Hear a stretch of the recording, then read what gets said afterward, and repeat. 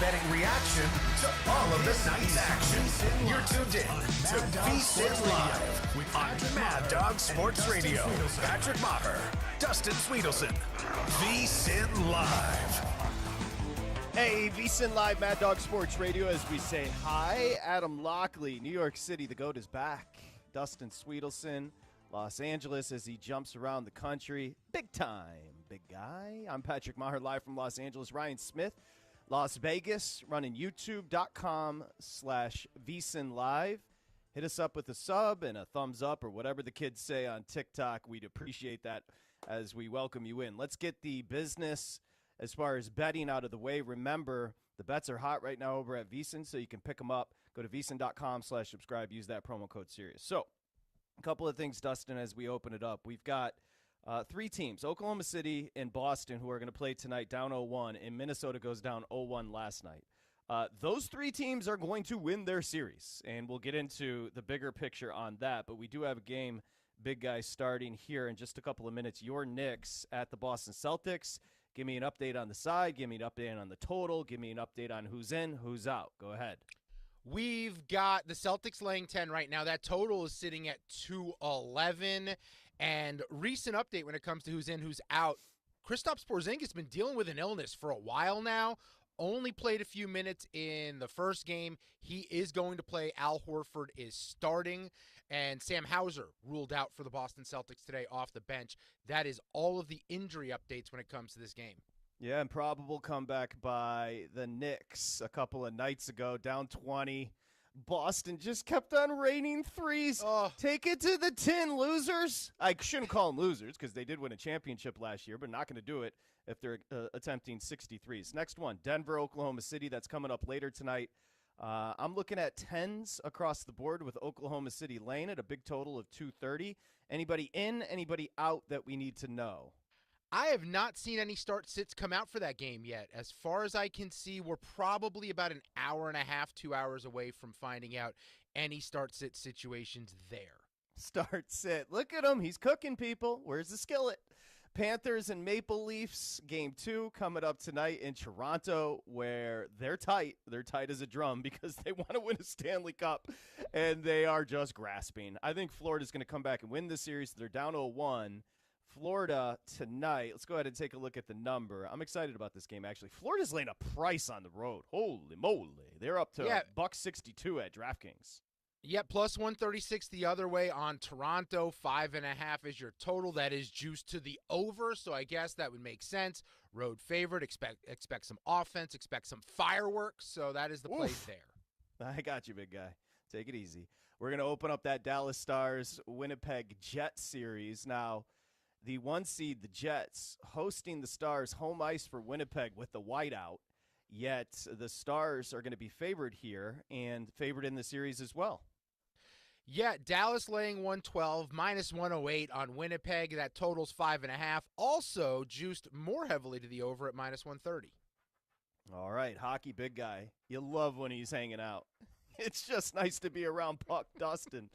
It really is. All right, about to get underway in Boston. We'll keep you updated there with the in-game numbers, of course. We've got 3 hours ahead of us. Looking forward to talking to you. 888-MAD-DOG-6, 888-623-3646 is where you can find us. Now, I like a little competition, so that's where we're going to start. Well, let me get a couple of things out of the way. One, we're going to have Halterman on the show, Noops on the show, and Spreitzer on the show. We do have a special guest coming up in just about 24 minutes. I'll let you know in just a second. Another thing, George Pickens was traded to the Cowboys, if you're into that type of thing. Treating George Pickens like he's Michael Irvin today. He's George Pickens. I mean, the guy can't stay on the field, a hothead. But, okay, I guess if you want a little football, there it is. We're going to move on. I like a little competition, and it's fun. Specifically, a good challenge, but challenges only matter, really, if you respect the person on the other end. Like, for example, if that JT the Donk were to challenge me, I'd pat him on his goofy little head and send him on his way. But when Dog gets in the mix, that obviously fuels the competition. And we like the fact that Dog went after our buddy Bill Mott for not sending sovereignty in the Preakness, because we know we're on the right side. Is Dog entertaining? He's the best. Nobody's going to argue. The rant was incredible. Went back and listened. He's crushing Bill Mott. He goes on First Take today. He's hanging out there with Snoop Dogg and Warren G, and any other West Coast rapper you can find. And he just unloads on Bill Mott on national TV. Now, there's a couple of things there. One, he's wrong, but Dog might just be entertaining. We do have a clip from Dog coming up here. He's wrong, but two, I want to make it very clear. We'd love to get Bill Mott back on the program. I think we're going to have a hard time doing so moving forward because Bill Mott is there's only one person, really, if you think about it, in sports talk right now that has the, a Cowherd maybe has the reach. I'm trying to think of who else. Since Rome went to X, I don't think so. Dog has the reach. And obviously he gets to go on First Take and what are you upset about? What's grinding your gears? And he just goes off. It's great, right? But he went off on my guy, Bill Mott. Bill Mott came on his channel, The Namesake, on VSiN Live right here the other day. The day after, 2 days after the Kentucky Derby, he gave us 7-8 minutes. He was very diplomatic. And we asked him, are you going to point sovereignty to the Preakness? He didn't give us an answer. I knew he wasn't going to give us an answer. Why would he want to announce it to me and Dustin, right? So the next day we find out that sovereignty is not running in the Preakness. He's not running in the Preakness because of his connections. And we had Mike Somich, who's engrossed with racing dudes in the community, and he said, Mott's about to take a lot of undue heat. And he has been taking it, but mostly from Dog. So what we've decided to do is we've decided to fight back on behalf of our good friend Bill Mott. And we're going to bring in a trainer coming up in a few minutes here that's won, is this good? Over $45 million in his career. He trained freaking Whitmore, which is one of the great horses of the past 15 years. He's made over $3 million this year. His name's Ron Moquette. That's our guy. He used to come on the program back in the day. So what we're going to do, we're going to fight back. Now, is Dog aware of it? I think Eddie let him know. The two donks on after Story had, Bill Mott on. It's a good job. He even mentioned on First Take, Bill Mott was on his radio channel. I didn't hear my name, but that's okay. I know he's not looking to fight with us, but we like the competitiveness that comes from Doggy, who's great. So we're going to have Ron Moquette on, who is a trainer, who's dealt with big-time horses, and we're going to find out once and for all, do you think Bill Mott is responsible for not running sovereignty in the Preakness? My guess is he's going to agree with us. Yeah, well, first off, when it comes to Bill Mott, can we just establish the reason why we have to fight for Bill Mott and have his back? It's not just because he's been on the show 4 times. It's because if you were to poll every person in horse racing about Bill Mott, if you were going to poll people about Bill Mott. He loves this angle. No one is going to go against and say a bad thing about him. He is one of the most kind-hearted people in not just that sport, any sport. Q rating off the charts. He is not a malicious person. He is not someone looking out for his own self-interest right now. Bill Mott is a freaking horseman. Do you know what Bill Mott wants to do? He wants to go compete. He wants to go add to his legacy. He just won the Kentucky freaking Derby. He wants a shot at the Triple Crown. He's only been waiting his entire life for this. He's not really that angry, but I like the energy. I agree, big guy. Preach to him. You know what I'm saying? Like, go off. Go off, big guy. Do your thing. Because you're 100% right. So we're going to hear from Ron Moquette. But why don't we hear from Dog first? Are we good, big guy? I think Adam's got the clip ready. You can go ahead and set it up. Yeah, this was yesterday. I mean, it was 3 hours of just murdering Bill Mott, the nicest guy on the planet. This is just a snippet of what Chris Russo was doing on Mad Dog Unleashed about our guy Bill Mott. I don't know, Bill. Everybody says he's the classiest guy in the world. Who knows? I mean, he's had no issues in his career. The whole thing with Baffert, nothing with him there. So I don't want to sit there and go nuts. But this is a lame, very lame decision. And if it's the ownership group, well then, okay.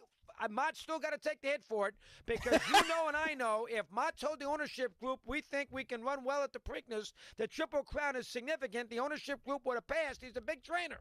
And the guy just won in the Derby. He would have said, Bill, if you feel confident, run the horse. That's what he would have done.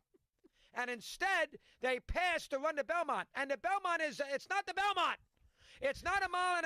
It's up at Saratoga. It's not the Belmont. Sorry, that's not the Belmont. So, oh, God, he's the best. So a couple of things. So he admitted out of one side of his mouth, this has nothing to do with Mott. Then he said, screw it, he has to take the hit. Then he said, Mott's a big-time trainer. If he told the connections, who are worth billions of dollars, the horse is good to go, let's run him in the Preakness, they would listen to him? No, they would not. They don't care what Bill Mott, they care about Bill Mott training the horse to go to the Belmont at Saratoga. They do not care about the decision that Bill Mott has or the power he has to say, let's go to the Preakness. We'll ask Ron Moquette coming up in a few minutes, but I just want to make that clear. But Dog's pissed. Hey, listen, I told you yesterday when you texted me, horse racing, got some legs with Dog and Tori, warmed my little black heart here, right? I really got excited about it. I'm like, and then I turn around, and they're not talking horse racing. They're attacking Mott's family. They're attacking his ancestors, ghosts in his house, dogs, pets. I mean, seriously, he's going to take them all down. If your last name's Mott, hide. I love the world that Dog created where the employee, Bill Mott, that's what he is. He works for the owners of this horse. They pay him. They write his checks. That he says to them, no, you guys are wrong. You have to do what I want you to do and go for the Triple Crown. And you said billionaires. I'm going to look it up. I'll see if I can find what they're worth. They might be combined trillionaires. They might be the richest sports group on the planet. These guys have Saudi oil money. They have more money than God. People don't tell them what to do. They dictate the orders. To think Bill Mott's going to convince these guys to do something other than what's in their best interest as businessman is wild. They're sheiks.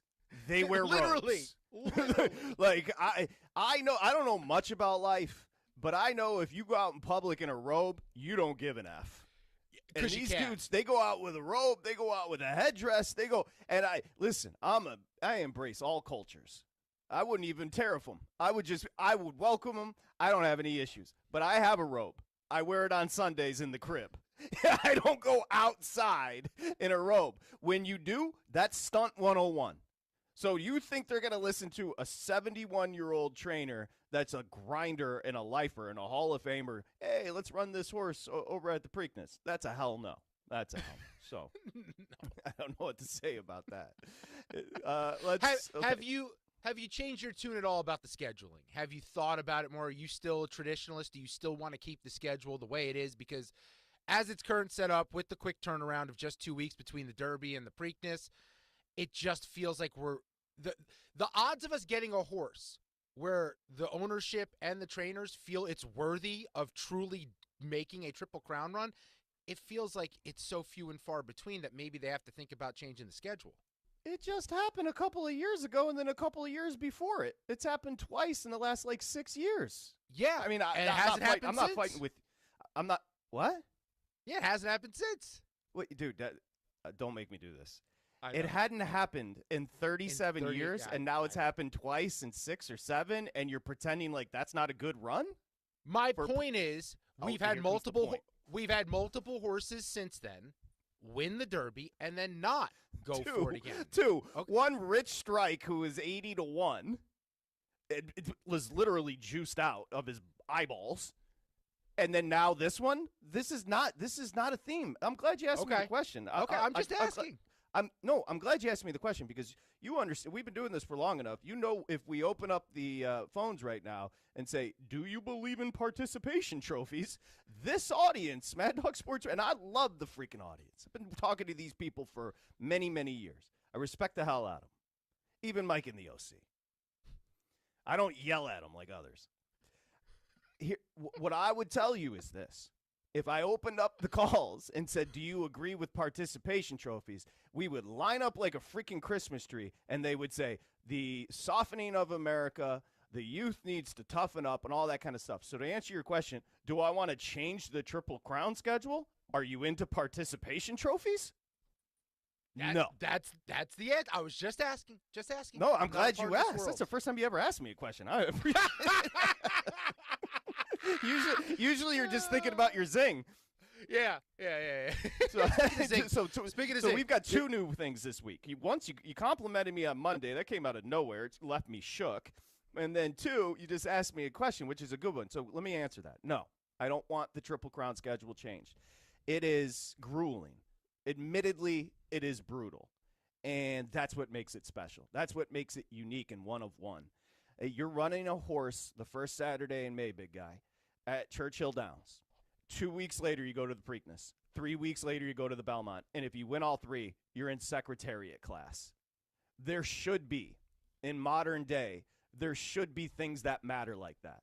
And, it's funny because you and I were talking earlier on the phone today. Back in the day, there's 3 sports that mattered: boxing, horse racing, and baseball. Horse racing is having a little resurgence right now because Sovereignty isn't running in the Preakness. Horse racing had a little pop with American Pharoah and Justify.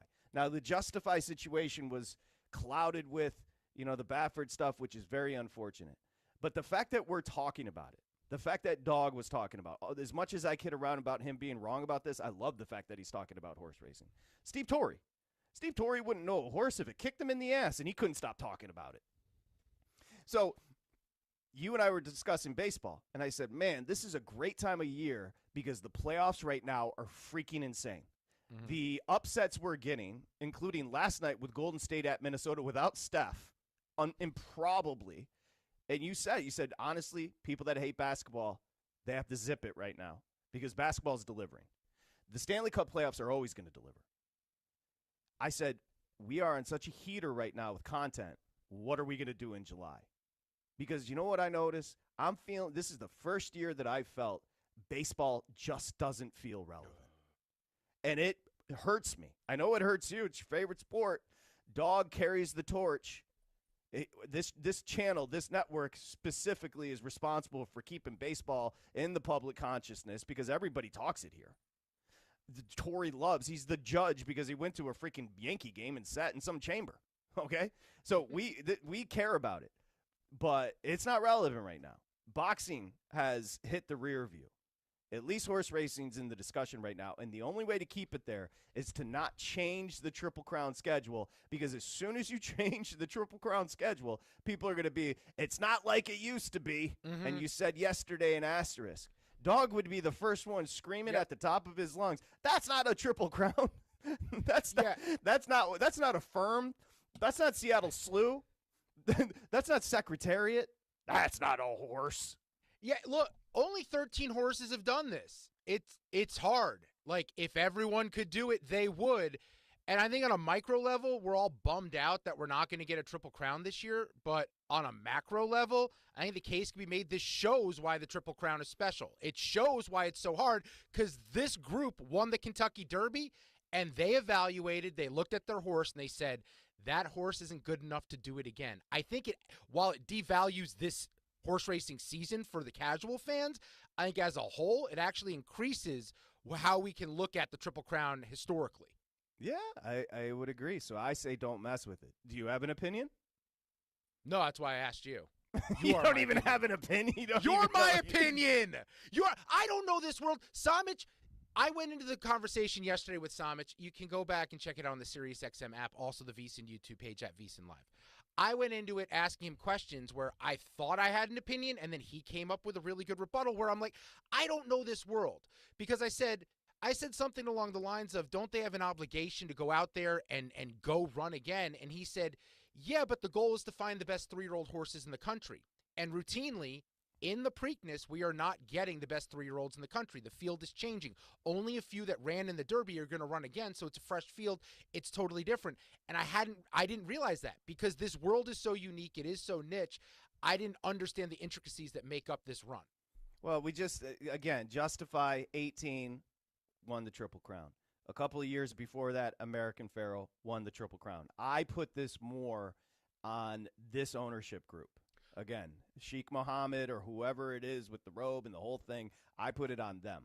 And we're going to find out from Ron Moquette here in a few minutes. Better question. Do you believe that Sovereignty is capable of making a Triple Crown run if they were to allow it to happen? I think the race Sovereignty would have struggled in the most because of the pace would have been the Preakness. Yep. Yeah, I think so. But I think it's a pretty special horse because frankly, the reason, and Mike said it yesterday, and I completely concur, the Kentucky Derby was a 10 out of 10. That was the 151st Kentucky Derby. We've had a lot of them, big guy, and a lot of thrillers. That was a 10 out of 10 because when you have 19 horses and you have arguably, and most people believe to be the two best horses down the stretch, nose to nose, and who is better? And that's exactly what we got with journalism and the eventual winner, Sovereignty. And Baeza, who a lot of people love from the clouds, from the freaking clouds out of traffic, picking up third. I think that's a great race. And coming out of it, I thought, you know what? Sovereignty might be able to win a Triple Crown. So we're not going to find out. And it's a bummer. And it's got your boy Chris. He's fired up. And I'm fired up that he's fired up. And the number's going to stay at 13, and it makes those 13 horses even more incredible. It does. I totally agree. And that's why I would never change a thing. Boston, a little bitter. They've come out hot against your Knicks, up 16-4. But it's like my pops used to say back in the day, just watch the fourth quarter. Because it does not now, unless you're an in-game bettor, which we like to do. It doesn't matter right now. It's 16-7. And there was a 20-point lead in the third a couple of nights ago. The Knicks came back and won it. I'm glad you said that. Imagine you watch just the fourth quarter of last night's Pacers-Cavs game and the fourth quarter of Oklahoma City-Denver game 1 and the fourth quarter of Knicks-Celtics game 1. You thought you had a vibe for the game, and you would be completely wrong because what happened was drunk. The NBA playoffs are out of their freaking mind this year. Yeah, I mean, we saw it last night too with a 20-point lead, the Cavs down 3 men. And then Tyrese Halliburton and the Pacers came back on a last-second shot and won it to go up 2-0, and Atkinson is still crying. All right? He can chill out. And then we also, again, Finch, I want to hear this audio. I haven't heard it, but apparently Chris Finch, the coach of Minnesota, called out Anthony Edwards, which you like to see. Yeah. They put him in bubble wrap. These coaches are so afraid to call out their stars these days, and the fact that Anthony Edwards got called out for his energy, I love to see it. Yeah, and can everyone stop with the passing the torch conversation with Anthony Edwards? He's good. He's a very good player. I don't know if I'm talking face of the NBA. He's definitely not in my top 5 who the torch is being passed to. He doesn't like to see his kids' faces. I know that. Well, he pays that to go away. And I don't know if he's top 10. I don't know the future of the league. I don't know if he's in the top 10. This was Chris Finch after the game yesterday talking about the energy or lack thereof his star player was bringing. What is there to talk about? I mean, you're the leader of the team, and you got to come out and set the tone, in all ways that happens. And if your shot's not going, like you still have to carry the energy, So, I don't think there's, if I got to talk to guys about having the right energy coming into opening second round game, then, we're not on the same page. So he's basically saying Anthony Edwards is a donk. So that's Chris Finch. So the big news coming out of that game was Steph Curry with the hamstring. He is out for tomorrow's game 2. My guess is he's out for the series. Well, they're saying a week, so that's multiple games now. And look, Jimmy Butler once carried a bum-ass squad in Miami to the finals. That squad might have been better than what Golden State has this year, especially on the offensive end of things. Without Steph, I don't know who is stepping up and how long you can expect Buddy Hield to keep shooting the way he is. Golden State's in a lot of trouble without Steph, and I mean, you could see he tried to stay on the floor, he just couldn't do it. And a hamstring's a tricky injury. He's never had an injury like this in the past. Who knows if a week is enough? It could linger even more. The one player I'd note that seems to do well when Steph's out of the lineup is Podziemski. Podziemski's a guy who also has played well since Jimmy Butler came over, but he's not a guy you can rely on in a big game like this against a great defense. Hold on. If we're starting to build a case for the Warriors without Steph beating Minnesota, we are wasting our breath. Yeah. That was a game. That was one game. They are going to get swept without Steph. No shot. A gentleman's sweep. Yeah. There's no chance here. Also, it was an off night for Minnesota. You can't expect them to do the same thing they just did in game 1 when they're at home in game 2. They're going to shoot better. The offense is going to get going.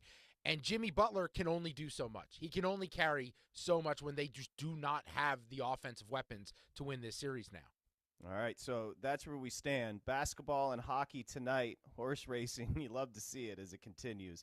Just quickly, Panthers, Maple Leafs tied at nothing right now, 11:21 to go in Toronto, and the Celtics out to a 10-point lead, 19-9, 2:39 to play in the first. When we return here on VSiN Live, we're going to get to the bottom of this Bill Mott sovereignty drama. We're going to be joined by a trainer he's a great trainer. He trained Whitmore. He's won over $45 million in his career. Ron Moquette joins the program. It's VSiN Live, Mad Dog Sports Radio. This is VSiN Live on Mad Dog Sports Radio with Patrick Meagher and Dustin Swedelson.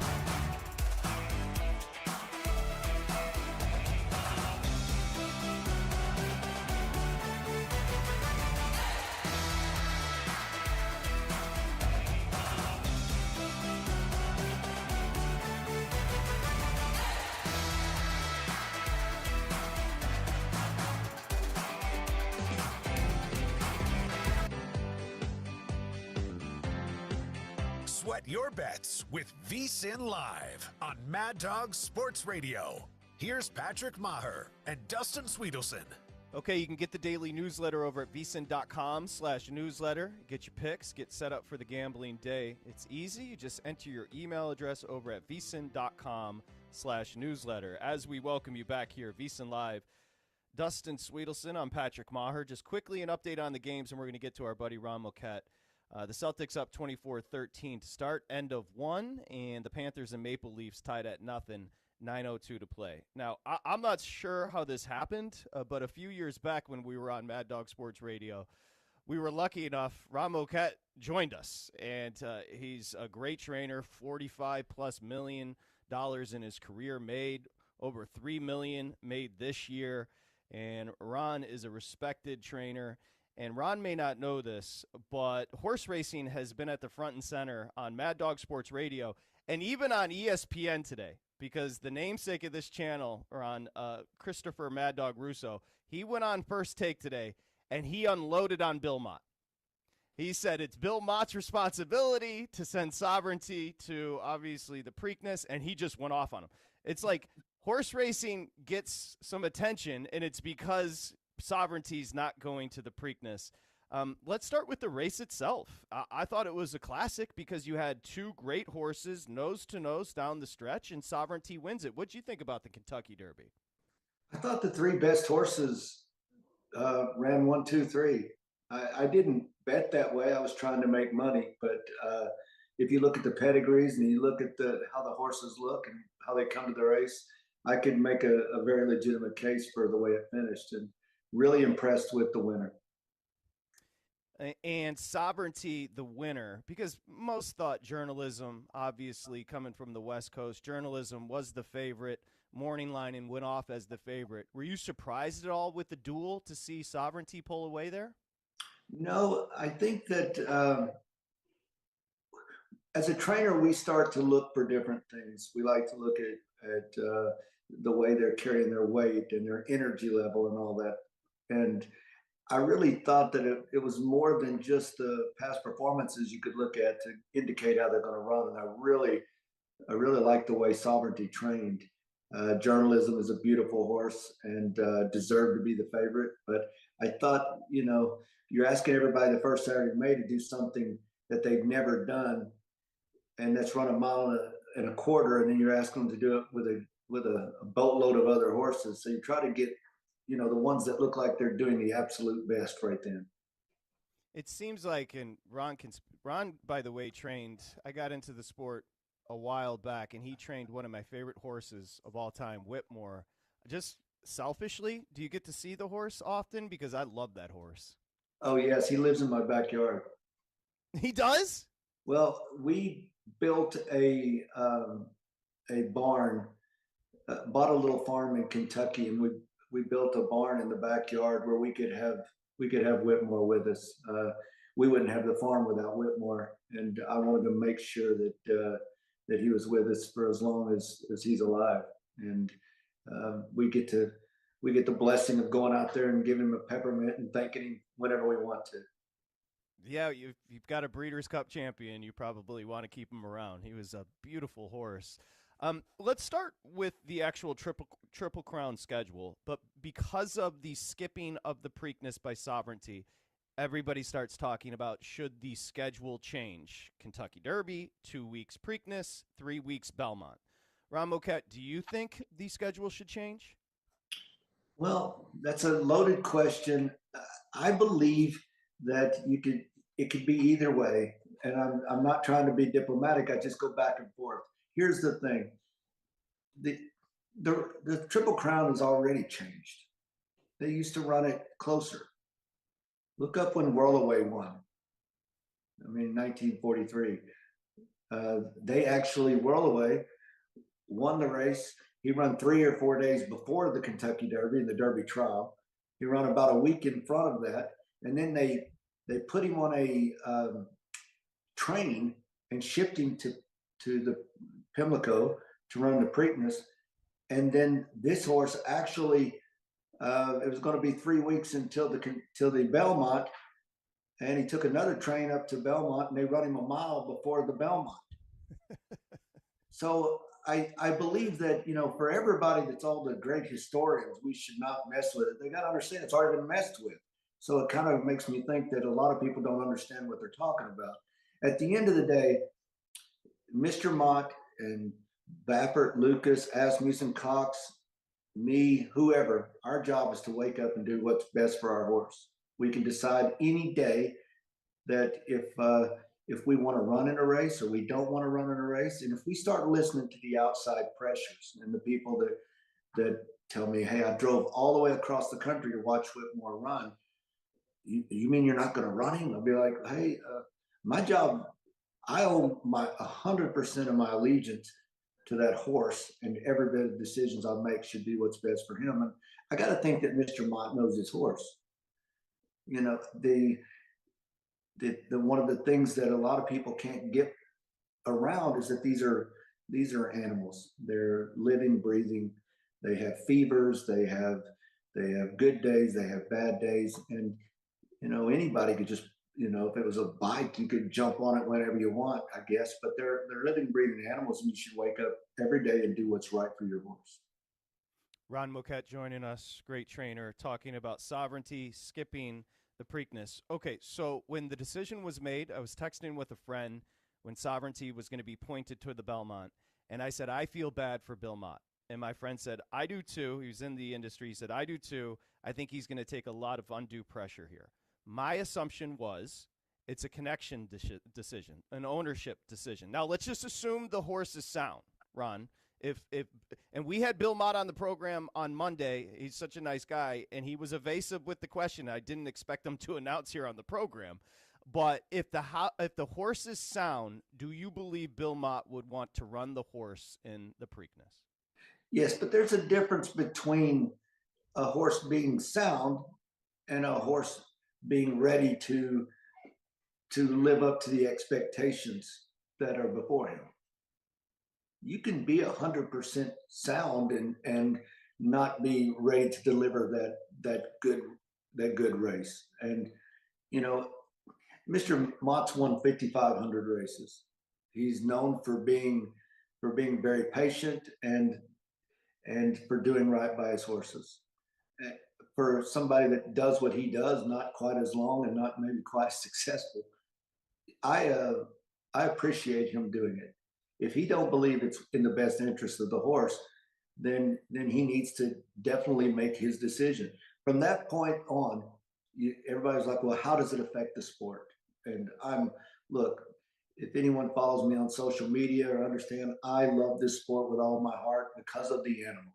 I love the animal. I love that they want to do what I'm asking them to do. And my job is to get them ready to do what they're going to do anyway, safely and prepared. So if it is that Mr. Mott, with all these years of experience, could say, you know what, I'm not interested in running for this big purse, this huge money that would affect him and his family and the ownership, then you got to think that maybe he knows what's best for his horse. And also, on the other side,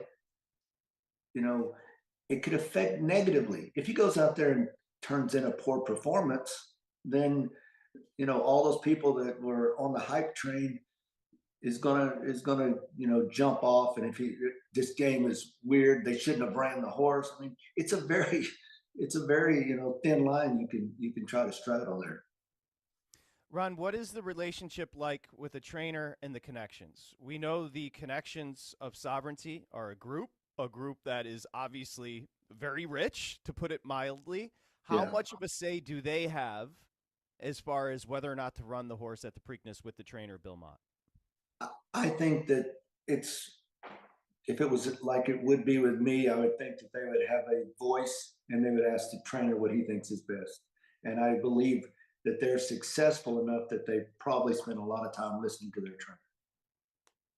You know what, then? I think I owe Christopher Mad Dog Russo an apology. I don't think that he should be putting Bill Mott down for looking out for the horse.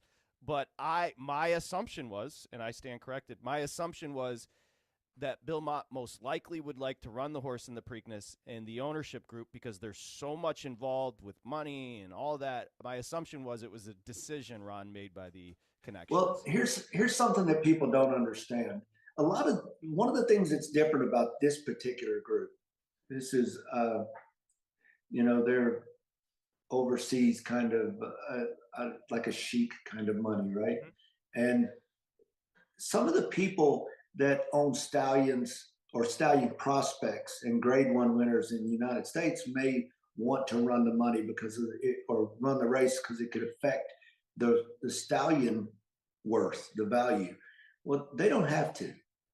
They're not motivated monetarily at all. Not for a stallion career, because odds are, if they want to, they could stand him a stallion and just breed him to their mares. They don't need the public. They really don't. Now, they love the sport. Obviously, they wouldn't have been in it. They won the Oaks as well, and they won the New Guinness all the same weekend. So they're very successful, and I think that they've got the right recipe: is hire really good trainers and then listen to their suggestions about what you hired them to do. Bill Mott, as a trainer, the sport been around a long enough. You're a gentleman of the sport. He does seem to be one of the good guys. Am I reading him correctly? Yes, you are. And he's been steady as it comes. He's not a trendy guy. He's not going to, follow anything except the horse. And I have the utmost respect for Mr. Mott. And I've competed against him a bunch and really respect him. There's a lot of good people in the sport, and he's one of the tops. It's funny because he said, when I spoke with him on Monday, he said, yeah, I was watching the race, and when the horse crossed the finish line, I exploded. I said, Bill, I saw you interviewed on NBC. You didn't even have a pulse. He was just like, yeah, but this is nice. I guess we'll see how the horse comes out. And it was like he hadn't won anything. He's been doing Can it you for imagine? a Hall of Famer. Well, I mean, I guess act like you've been there before, and he has. So maybe if that would have been me, I'd have been crying and jumping up and down and screaming. And so, but I haven't done what he's done in the career. I mean, I think I'm about 4,500 wins behind him, and he's obviously got a different set of experiences. Now, one of the things I wanted to bring up, I was glad that you asked me on, is that I made a statement the other day on Twitter about just basically don't think that it has to do with money. The reason why Mr. Mott decided not to. I didn't go into the fact that those connections don't need money or anything. I just said that maybe we have to understand that the breed is not necessarily bred to run as often as it used to be. The starts per horses went down, considerably. And like I told you with Rollaway as an example, here's a horse that run like 13 times the 2-year-old and run 7 or 8 races before the Kentucky Derby. And back then, the Kentucky Derby and the Preakness was a week away apart, and you couldn't fly there. You had to take a train. So obviously, the horses that we're building on average are not as stout as they used to be. That's a given. Yeah, and you can find Ron on Twitter at Ron Moquette if you want to follow his musings. He's a great follow. The actual schedule and the horse, do you think Sovereignty would fit well in that type of pace and that type of race for the Preakness?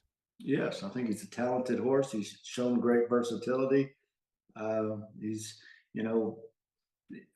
I see no flaws in anything I've seen that he's put forth. But remember, we are talking about him because of the decisions that Mr. Mott has made thus far.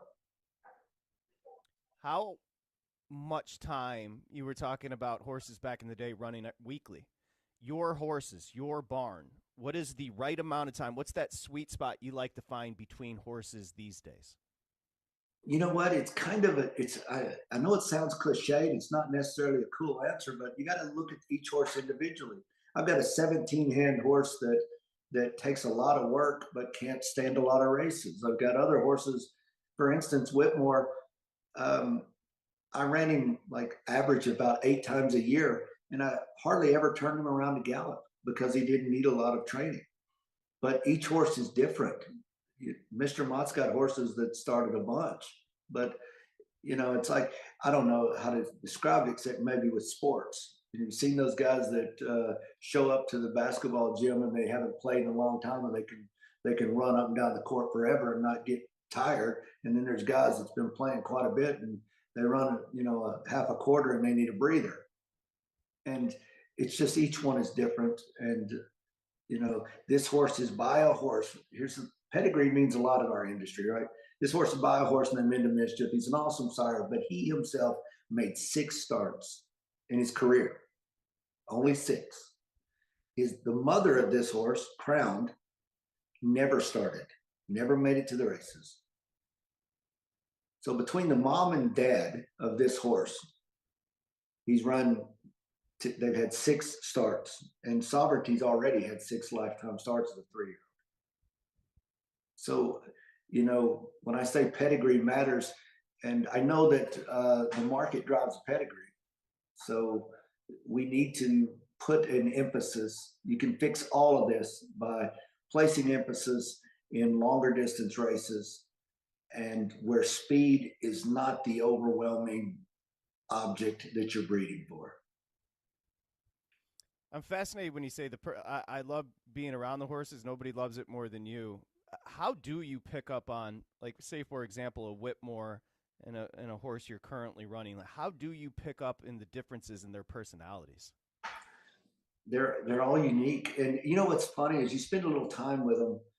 It's like, I don't know if you ever had a lawnmower that you had to choke a little bit and you had to play with, and this one does this, and the other one you get in, it starts on the first time, and everything's different. I've got horses they're old souls, and they stand there looking at you ready to do stuff, and I've got other ones that just waiting to argue with you. Whitmore was one of the ones that just wanted to argue with you at everything except he wanted to run. And then a good horse that I've got now named Speed King, in the mornings, he loves to train. He walks out there and does what he's supposed to do. And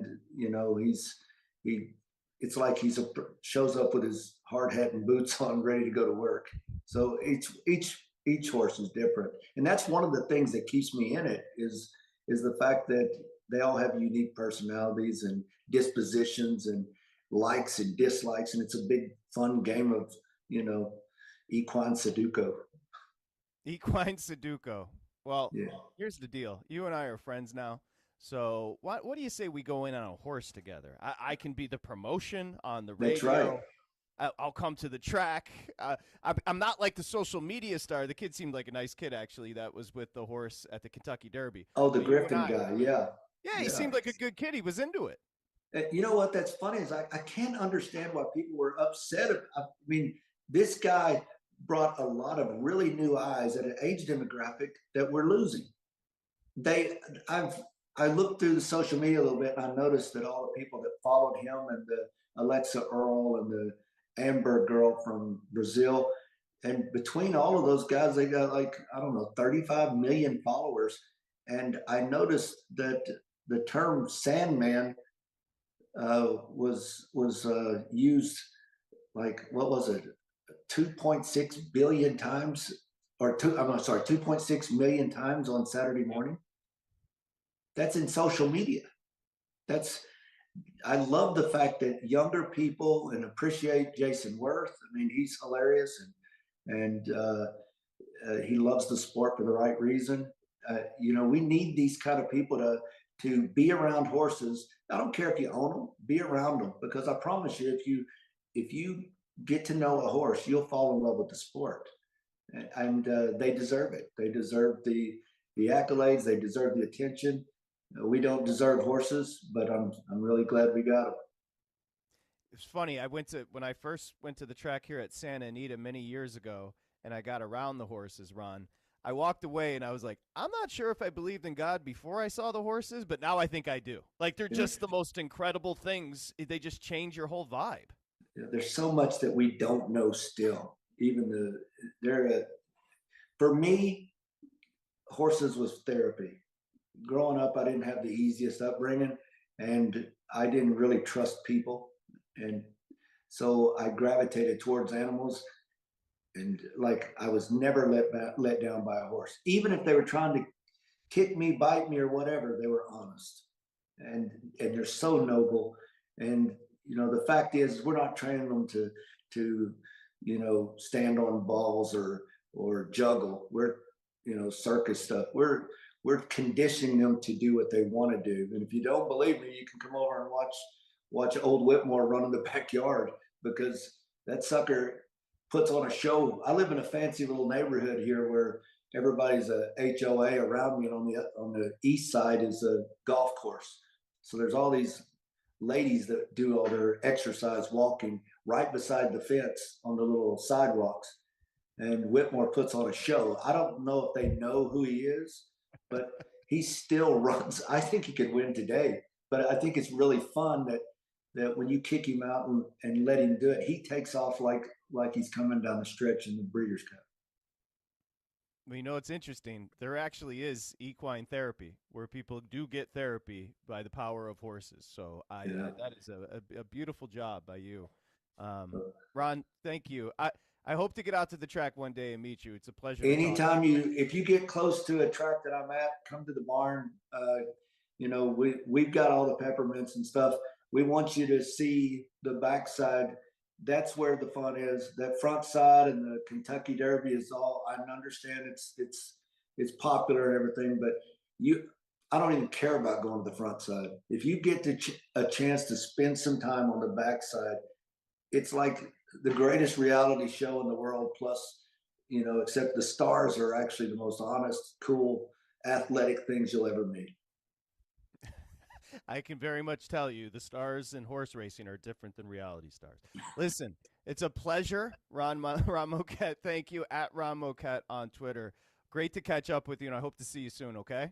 Sounds good. Keep in touch. Okay, will do. That's Ron Moquett, and we're back. VSiN Live, Mad Dog Sports Radio. This is VSiN Live on Mad Dog Sports Radio with Patrick Meagher and Dustin Swedelson.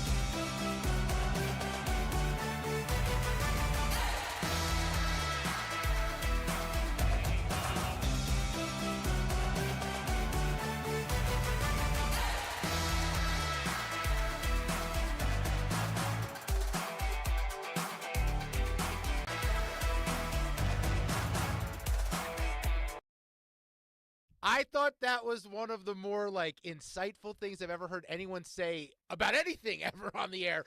But there were so many little nuggets that I really appreciated everything about that conversation. And can I say this before we go to break and we'll come back and continue talking about it? You're the only person that knows this, but I did equine therapy.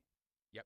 And I would just want to say to anybody struggling or anybody going through something, somebody suggested I go see a therapist that had a horse. I did that.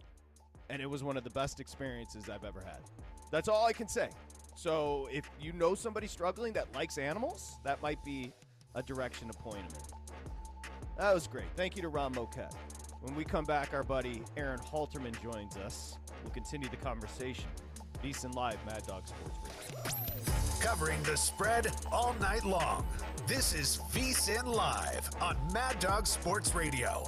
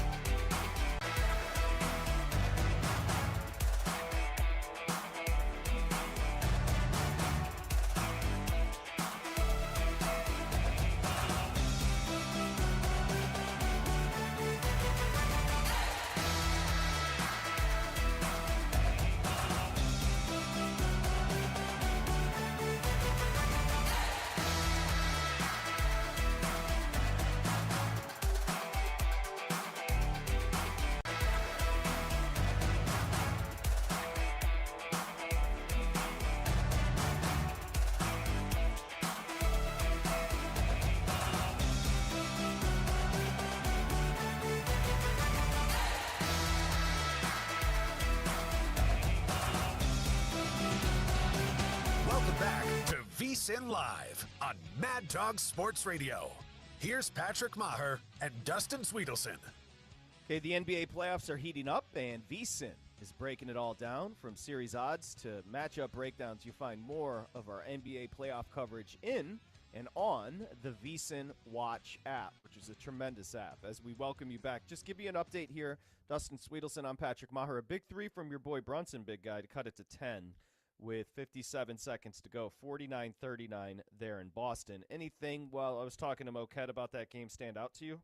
Yeah, I mean, Boston's dominating, and Jason Tatum's not doing much offensively. They've got Jaylen Brown leading the way with 16. Derek White has 14. Now, Tatum does have 9 rebounds, but this is what you expected from Boston to come out with the way things went in Game 1. They had to shoot better in Game 2, and they're still not hitting their threes. That's the issue, but they're doing a great job defensively of limiting the New York offensive attack. And that's funny because they're not hitting their threes and they're up 10. That shows you how good they are. That's how it was most of Game 1, too. if you really look at game one, they dominated most of game one without hitting the threes. It's just it got them in the end because New York started making theirs. Yep, absolutely. And the Panthers and Maple Leafs, a couple of late goals in the first period, first intermission. Panthers won, Maple Leafs won. You still have the Nuggets and Thunder an hour and a half away, and an hour and a half away from the Stars Jets. Okay. VSiN Live, Mad Dog Sports Radio. We're going to welcome in part of the family, a man that's on a life heater right now. It's not just the fact that he married Heather Halterman. My man professionally is on a freaking heater. If you heard him over the weekend, of course, with Mike Somich here on Mad Dog Sports Radio and VSiN with the Kentucky Derby special. Take a bow, Mr. Halterman, because that was tremendous. I got to jump on a couple of segments with you guys. A hell of a lot of fun.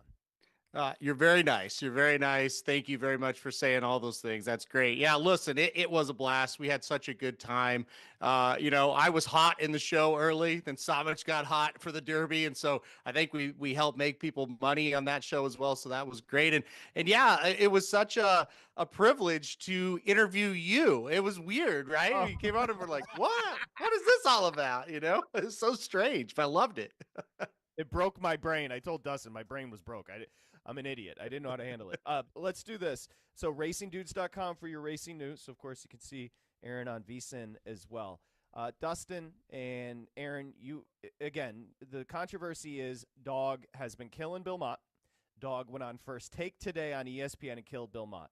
So let's the three of us have a discussion. Do I owe Bill an apology after the Ron Moquette conversation? Okay, so let me just say this, and then you guys can help me understand it. I assumed when sovereignty wasn't pointed to the Preakness, Aaron, I assumed it was a connections call, not a Mott call. When you heard the news, did you assume the same thing? Yeah, I did. I thought, well, maybe the owners kind of didn't want to do it.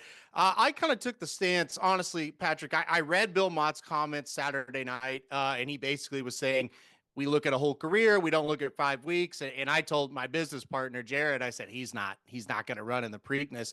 But I kind of felt like maybe he was getting kind of fed what to say because the connections are the owner, I should say, is very, very powerful. Ron Moquette laid it out there. Money's really not a thing to them. That's not something they worry about. So look, I was skeptical all along after I read the comments Saturday night after the race, but I still think it's kind of a team decision. I don't know that Bill Mott's the most aggressive trainer in the world either. So I think it was a team decision, really. I don't think any one person, firmly made the decision on their own. Big guy, what did you take from it? Well, I would say I only apologize to two people in this world, and that is you, my work and friend partnership, and then my girlfriend, because she lets me see her naked sometimes. So I'd say, no, do not back down. Do not apologize to Chris Russo. I'd also add, it doesn't matter why in this instance, you're right, I still think. I still think you're right in the long run here, despite it being the details being a little bit different, because what Ron Moquette said was his responsibility as a trainer, Bill Mott, is to look out for the horse. And if he doesn't believe it's in the horse's best interest, he can't run it. And if Chris Russo's thought was he's pulling him out because of money and stud fees down the road, the details are wrong, but I still believe you're right because Bill Mott's making the correct decision in the best interest of the horse. That's his number one responsibility. I like that answer. As somebody that makes a living in horse racing, not having a Triple Crown on the line, what does that mean to you, Aaron? It sucks. I mean, I won't pull any punches. It's not good for my business at all. And so, listen, the Kentucky Derby is an amazing event for us in horse racing because we get millions and millions of outside eyes that don't follow horse racing day in and day out. They do follow the Kentucky Derby. And a lot of those people right after the race, and like we discussed on the show right after the race, Patrick, we're going, we've got a really good horse. Bill Mott, we kind of know who that is. That horse was super exciting. He came from the clouds and won the race. Everybody's saying this is a good horse. I'm pumped for the Preakness. You're never going to get all of those people, but you're going to get a larger chunk of people for the Preakness, and then hopefully the Belmont if he wins the Preakness, if you have that Derby winner running and if there is a belief that it can happen. And now that we don't, to be quite honest, the Preakness just becomes another, it's a big day, but it's not anything any more special than, say, like the Florida Derby that they run as a Kentucky Derby prep race. Like, that's kind of the feel that our business will have. So it's not good. Look, but I think what Dustin said is true. The number one responsibility and what we ask all these trainers to do day in and day out is take care of their horses, do what is right by the horse. So I can't sit here and say, if he doesn't think it's right for the horse, it's Bill frickin' Mott. I'm not going to sit here and question it. And that's not something that I have I'm not in any position to do that, guys. I don't train horses. Now, if Ron Moquette wants to criticize it, he can do that because he trains horses. I do not. So that's a stance I would take on that. And look, his first obligation is the horse, and his second obligation, it's the people that pay the bills for the horse, and that's the owner. So you got to take care of those two things. That's what the trainer has to do. So it's ultimately whoever made the decision, if it's Bill Mott, the owner, or whatever, it's their horse. They can do what they want, and that's the bottom line on it. Yeah, Aaron, I think you could do a better job framing this just because you know the history of the sport. You know the details, the inner workings of these trainers and these teams and whatnot. But more importantly, you know the history of Bill Mott. And I only know what I've read on Wikipedia, but you're immersed in this. Bill Mott's been waiting his entire life for this moment. Can you help us understand how difficult that decision for Bill Mott probably was to not go for the Triple Crown with all he's accomplished to get to this point? Yeah, I mean, it's a really good question. And here's the situation that I really think it is. This guy is horseman first. He does not have an ego, in my opinion, like a lot of guys do. Like you talk about Bob Baffert. I don't have anything negative. I'm not going to sit here and say negative things, but he's got an ego. He wants to go for the gold, right? Bill Mott is a horseman first. He's not going to put his horses in a position where he doesn't think they're going to run their best. He's simply not going to do that. And it doesn't matter if that, quote unquote, costs him a Triple Crown. It doesn't matter. He's not going to do it. And so you kind of have to respect that decision. But yeah, I'm sure it's a hard one. And I'm sure he's not loving all the backlash that's happening. And I'm sure he knew that the backlash was going to happen. The other kind of answer of it is Bill Mott is a guy that's trained up in New York forever. And I think winning the Belmont means a whole hell of a lot to Bill Mott. And I think, and he mentioned it in the article that I read on the Blood Horse today, the Travers Stakes, which they run in August up at Saratoga. He literally said, that's on my bucket list. I've got to get that one too. And so you look at that and go, hey, I want to win the Belmont. I want to win the Travers. Running this horse back in 2 weeks, we may be done with all that because it may not be in his best interest. He may not be ready to run, and he may get hurt in something, or he just kind of tires the horse out and they got to take a break or something like that. So the long answer I'm trying to give is he has more goals, number one, than just winning that Preakness and trying a Triple Crown. And he's not this guy that has to satisfy, hey, I need to win a Triple Crown to put it on my resume.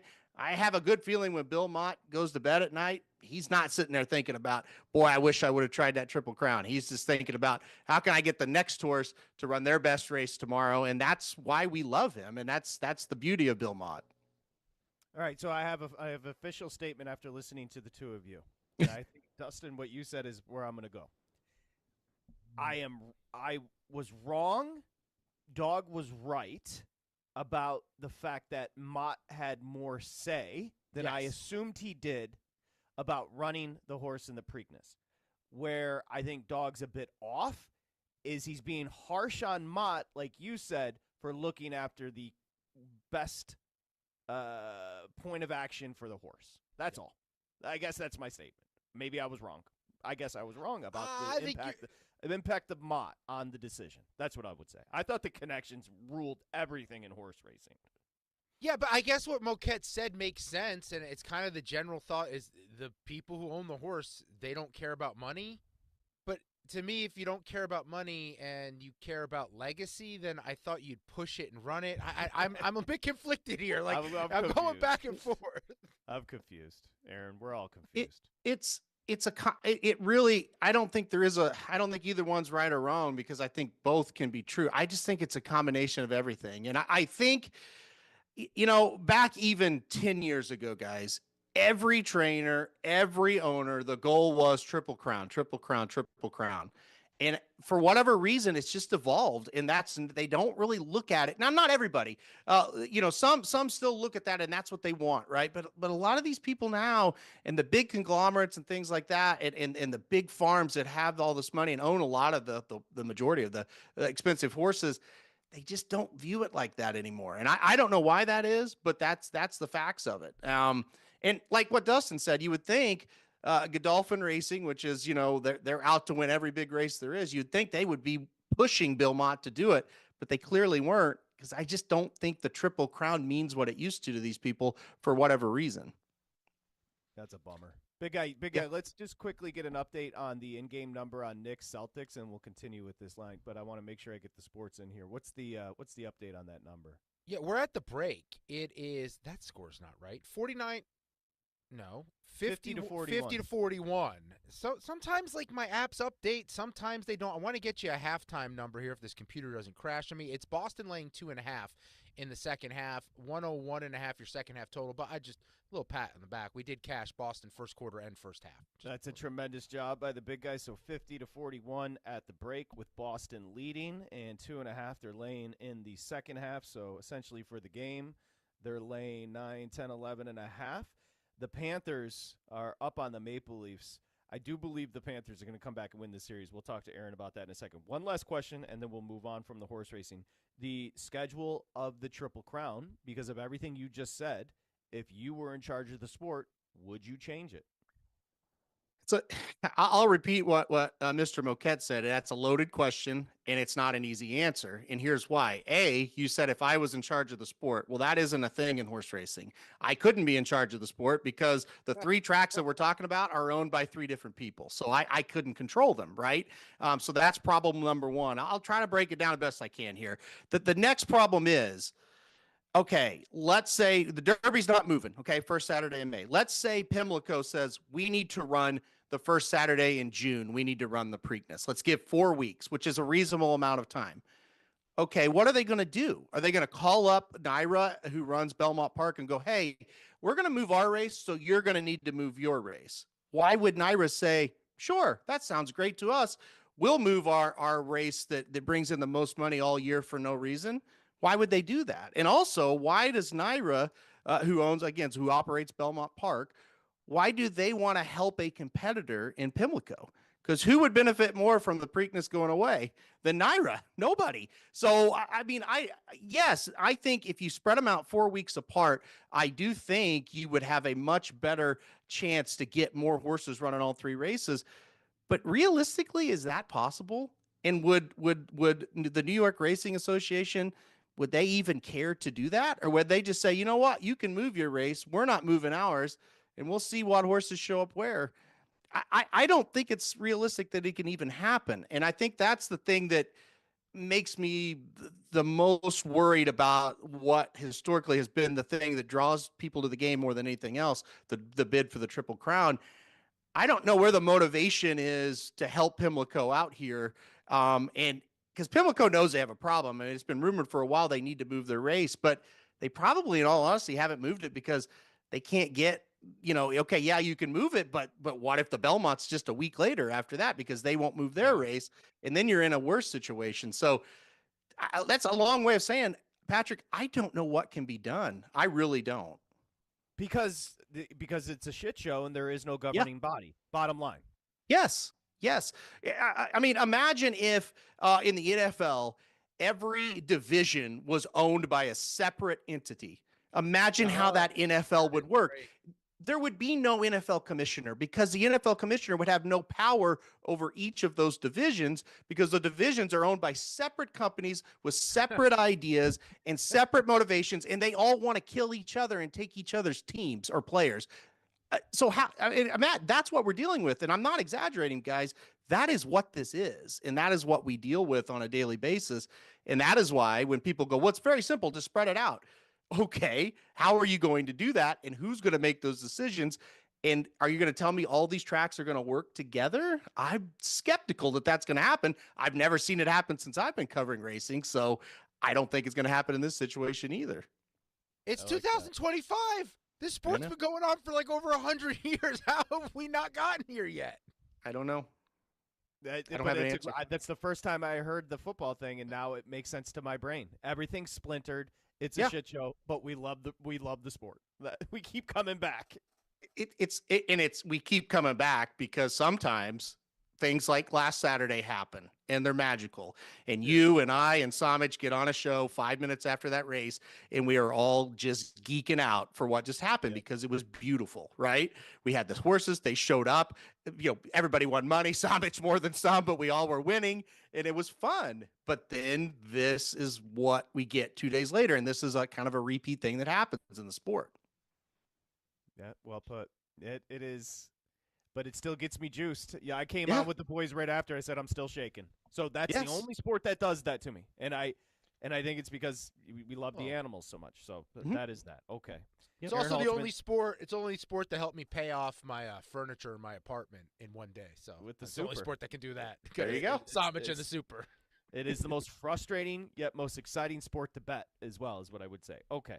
Aaron Halterman, racingdudes.com. You want more information there about the Preakness, go over to racingdudes.com. Let's get to the sports, boys. The Maple Leafs just tied it up. So it's 2-2, 13:59 to go. Your take on this series moving forward and tonight?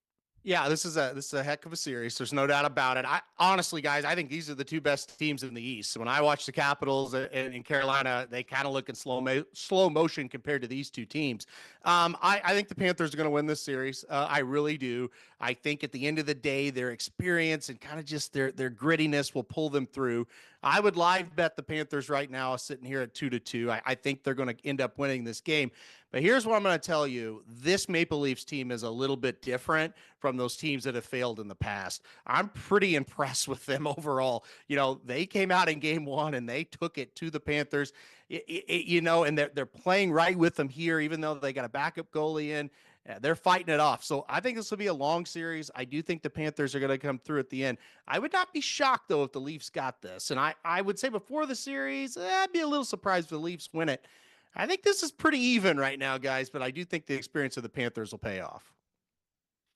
Okay, the next game. Before we get to Stars Jets, as a Blues fan, are you over how we got here? Are you over what I think, with my eyeballs, was the most incredible meltdown I've ever seen in the final 2 minutes of any sporting contest, with your Blues giving up 2 goals within the final 2 minutes, then losing in overtime? How do we feel about how things went down? I'm crushed for the players in the locker room, because here's why. As a fan, it hurt, but I got over it pretty quick because I really believe we got every ounce that we could get as fans out of those players this year. We should not have been in the playoffs. We're still a year away. Our young guys just grew up right before our eyes. Our veterans played out of their shoes, and they gave us everything they had. And what bothers me still to this day about it, and it's going to bother me for a long time, those guys, that ragtag, scrappy bunch of guys, had it. They played well enough to win. They went into their barn and they dominated a large portion of that game, and they didn't get rewarded. And I am hurt for those guys because they deserved a better fate. But look, if I thought this team had a serious chance to win the cup, I probably so upset I wouldn't come on the show today still. But I just feel like they overachieved, guys. And again, maybe I'm looking at this so I don't have to go to therapy about it. But, I just think they overachieved, and give them credit. And I'm still really disappointed. I won't skirt around it any longer. It was very disappointing. I thought they were the better team on Sunday night in They Winnipeg. They were. I genuinely thought the Blues were the better team. And that brings us to the Jets opening up their series tonight with the whiteout in Winnipeg hosting Dallas. Dallas is a favorite in the series. Dallas is a favorite in the game. Should they be? Yeah, they absolutely should be. And I think now when we kind of realistically look back at the series, the reason the Blues were able to push it to a 7th game and almost win the series was Connor Hellebuck was not good. He was horrible, right? And I think the overall talent situation, the Jets, even though they shouldn't have won the series, they still were able to do it because they were just a little bit more talented than the Blues up and down the lineup. And then Connor Hellebuck was kind of the equalizer in a bad way.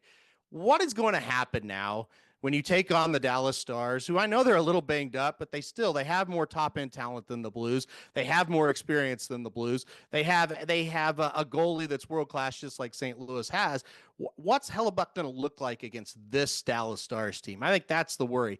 If you get like regular season Connor Hellebuck, I think this could be a toss up series. But in what world do we believe we're going to get that? If he let the Blues expose him, the Dallas Stars should definitely be able to expose him. So I've got the Stars winning the series, and I've got the Stars winning tonight. I think you could bet both of them. I'm pretty confident Dallas takes care of Winnipeg. Moving to tomorrow, the Hurricanes won Game 1 in the nation's capital. They are minus 135 favorites again on the road in Washington, plus 114 the other way with the Caps. 5.5 is the total. By the way, I didn't realize Washington had 14 shots on goal in Game 1. That's it. But you, Aaron, you believe there's some value on catching that plus price with Ovechkin and company. I think this is the game you take the Capitals, right? I think their pushback's going to be big. I think they're at home, and you're getting plus 115. So I think this is the game you take Washington. I really don't think Washington's winning this series, but I think they're winning Game 2. Here's the other thing about it. It was completely lopsided. Like, Carolina dominated this game from start to finish. They won by a goal in overtime, right? So, and that's Carolina hockey in a nutshell.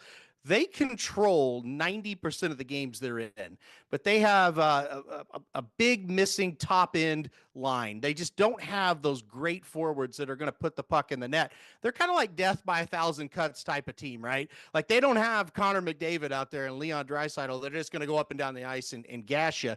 They have to, they have to get 30 shots to get 2 or 3 goals. I think the Capitals push back. I think it's easier to push back against a team like Carolina that plays that style. I think they get a win. It'll be a tight series. I think it'll go 6-7 games probably. It's going to be tight, but I think the Capitals get it done. I think tomorrow at a plus price at home, Game 2, they have to win it. I think they come out and play really well. So give me the Capitals plus 114, 115. I think that makes sense. The Oilers opened up in Vegas last night, beat VGK 4-2. You're going to turn around and double down on the Oilers plus 115 tomorrow night. It hurts me. It hurts me to do it because I've got VGK to win the Stanley Cup at 10-1. But I didn't think the Golden Knights played very well in the first series against Minnesota, to be quite honest. I thought for large portions of those games, Minnesota was the best team. The Golden Knights got very lucky to win Game 5. They did play well in Game 6, but the big problem the Golden Knights had in that Minnesota series, the top line of Minnesota skated right past them. They could not match up speed-wise with them, but they could shut down the other 3 lines. Now, you fast forward to the Edmonton series, and I know Edmonton's still losing a couple of pieces. They've got 3 lines that are very fast, and they skated right by them. They absolutely went into Vegas and dominated that game from start to finish. It could have been a lot worse. Aiden Hill, I thought, played great and gave up 4 goals. I'm telling you guys, this is a big problem. I just don't think the Golden Knights can match up with them. I think Edmonton's too fast. I think we've done it again where we kind of underestimated Edmonton. I underestimated them last year as well. They look awfully good right now. They kind of just went into Vegas and kind of schooled them. And like I said, that could have been a lot worse than the 4-2 score that it was. I don't know that Vegas, I think they'll play better, but I just don't know if they're capable of beating Edmonton. So I'll take Edmonton at a plus money price and start to hedge this Golden Knights future that I'm not that confident in right now. Okay, just be a hockey fan for me right now. I'm curious. Someone who wants the best for the sport. You want the best possible series. You want drama. You want it to go back and forth, a Game 7 series. What's the dream Stanley Cup final matchup for you, Aaron Halterman? Oh, great question. I think the Panthers getting back in it would add a lot of drama. Just because they're just a team that they always seem to have cheap shots and stuff like that to get people fired up. But I think Panthers or Toronto, whoever wins that series, give me them because Toronto trying to win the Stanley Cup would be insane, right? So one of those 2 teams.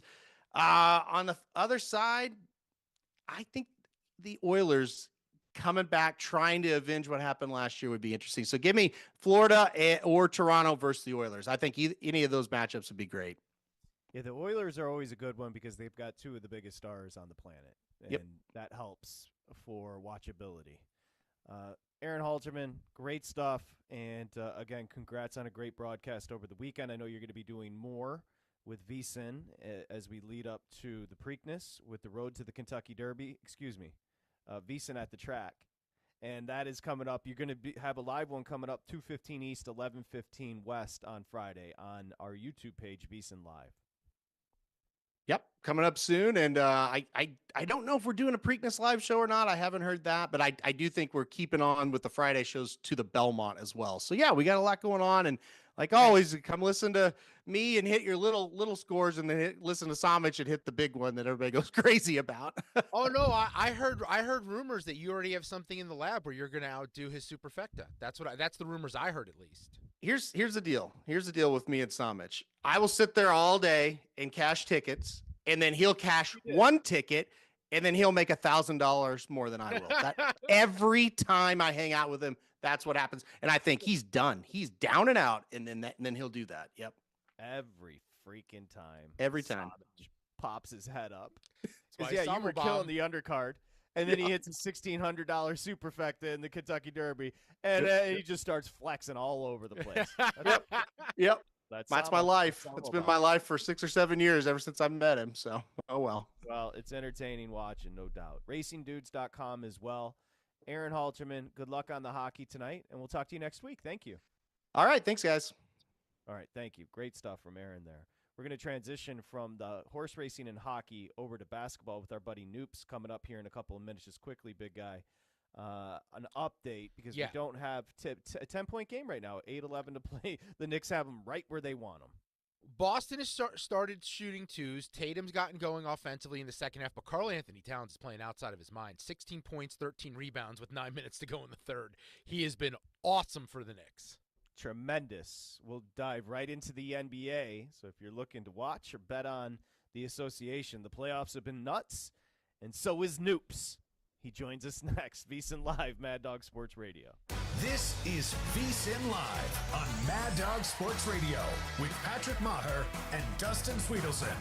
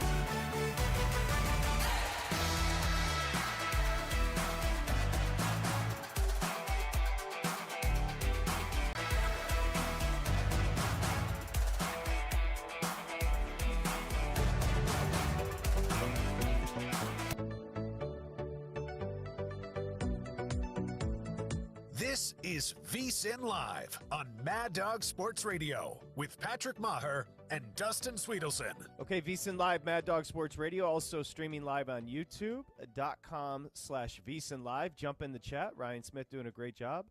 Our buddy Adam Lockley in New York City.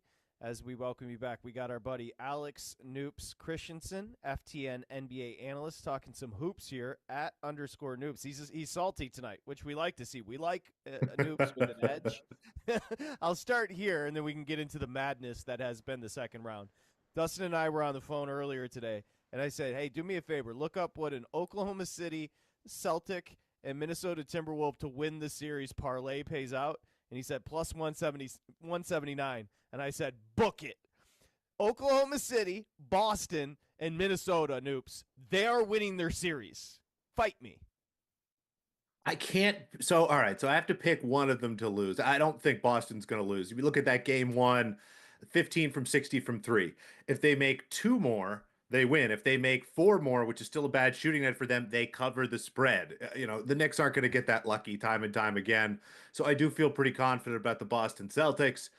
The Thunder, I do think that they'll get over the hurdle of being young and a little bit kind of not ready for some of those big moments. I mean, game one just came down to the fact that the Nuggets have been there and they know what to do in those moments, whereas the Thunder weren't quite ready to close the game down. I think Minnesota's going to win, but if I have to pick a weak leg of those three, it's Minnesota. I was really blown away by how outplayed they got in that game. Just even with Curry off the floor, the offense that the Warriors are running seemed to be humming. The defense is really solid. And again, I think Minnesota's still going to win the series. I think they probably win it in 6, maybe 7, but that's the weakest of those links. And we saw all the road teams win game ones. That's how we got in this situation with those prices being reduced. Is there anything as a better we can take away going into even next series next year when it comes to these teams that won their series early and were waiting? Yeah, it seems like the rest versus rust argument, rust has lost the day, if you will. You look at all these teams that have had 3, 4, 5, even a week off in Oklahoma City's terms, and you go and look at their shooting percentages. All those teams shot the ball very poorly. Not only didn't they cover, they ended up losing outright. Now, I'm not telling you just to blindly fade every one of these teams, but something that we need to look into in later rounds and especially next year. As we progress through the rest of this year's playoffs, there probably won't be too many scenarios like that, but keep that in the back of your mind. You got a team off a really long rest period. Maybe look to play their team total under, stuff like that. It seems to be a real struggle from a shooting perspective. I agree. If I had to pick one, the Celtics are up 18. They were just up 7. Now they're up 18. They're most likely, again, we saw this happen in game one, so I got to be careful. Most likely going to win tonight. Oklahoma City's just too much. They were up by doubles in most of that game and then fell apart. I think they'll straighten that out. I would agree with you with the Warriors and Minnesota, but if Steph's not going to play, things are going to even out here. I mean, I think there was a little emotion and Draymond Green shooting like lights out. I think there was a little emotional carryover from losing Steph there, but I don't think they can carry that throughout a whole series. I tend to agree with that. It's something that we see throughout the season. Anytime a star gets hurt, generally in that game and the next game, you can expect a little bit of a dead cat bounce, for lack of a better term to describe it. But as things progress, at a certain point, there's just not enough talent. Now, we don't know how hurt Steph Curry is, and that's the tough part of this. It's grade 1, which I think is the lowest grade of hamstring strain.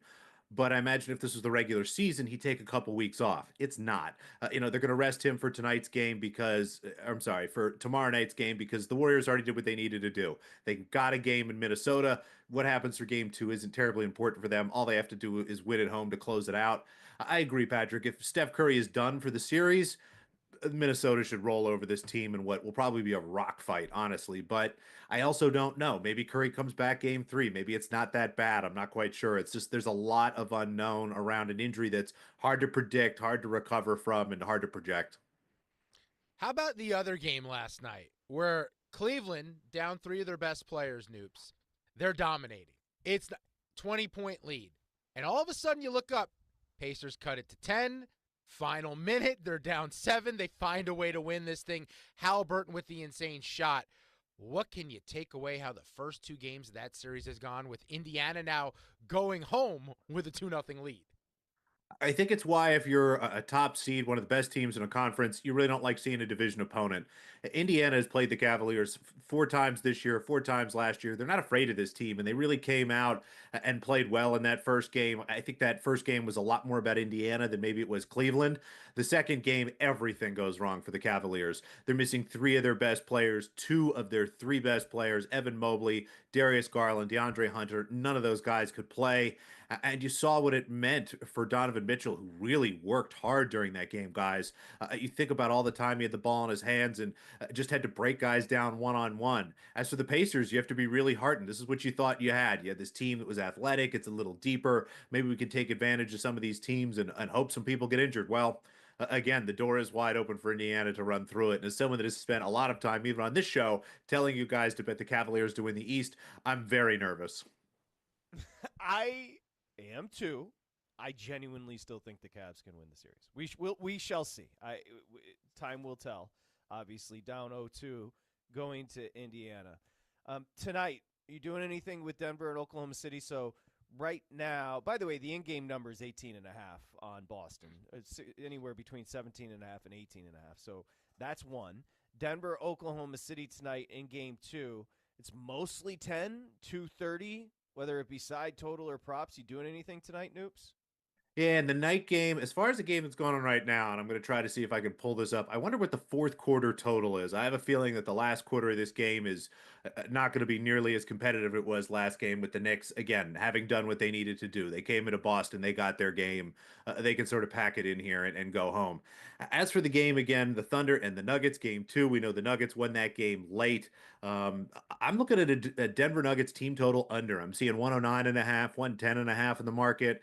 I think this is a spot where, again, the Nuggets did what they had to do. They've got the win. Not that they're playing to lose tonight, but I don't think that we're going to see their very best schemes, their most interesting plays. I don't think that they're going to really run these guys ragged to try to steal this game. I look at Oklahoma City and how they played after a loss. Every single game this season, lost 14 games. Their opponents in the following game, their team total went under. I believe it was 9 out of those 14 times. Oklahoma City really ratchets up the defense and slows down the pace, and I think that's what we're going to see tonight. I don't mind a full game under, but that Oklahoma City offense, if they can really start making some shots, might be able to get the game over on their own.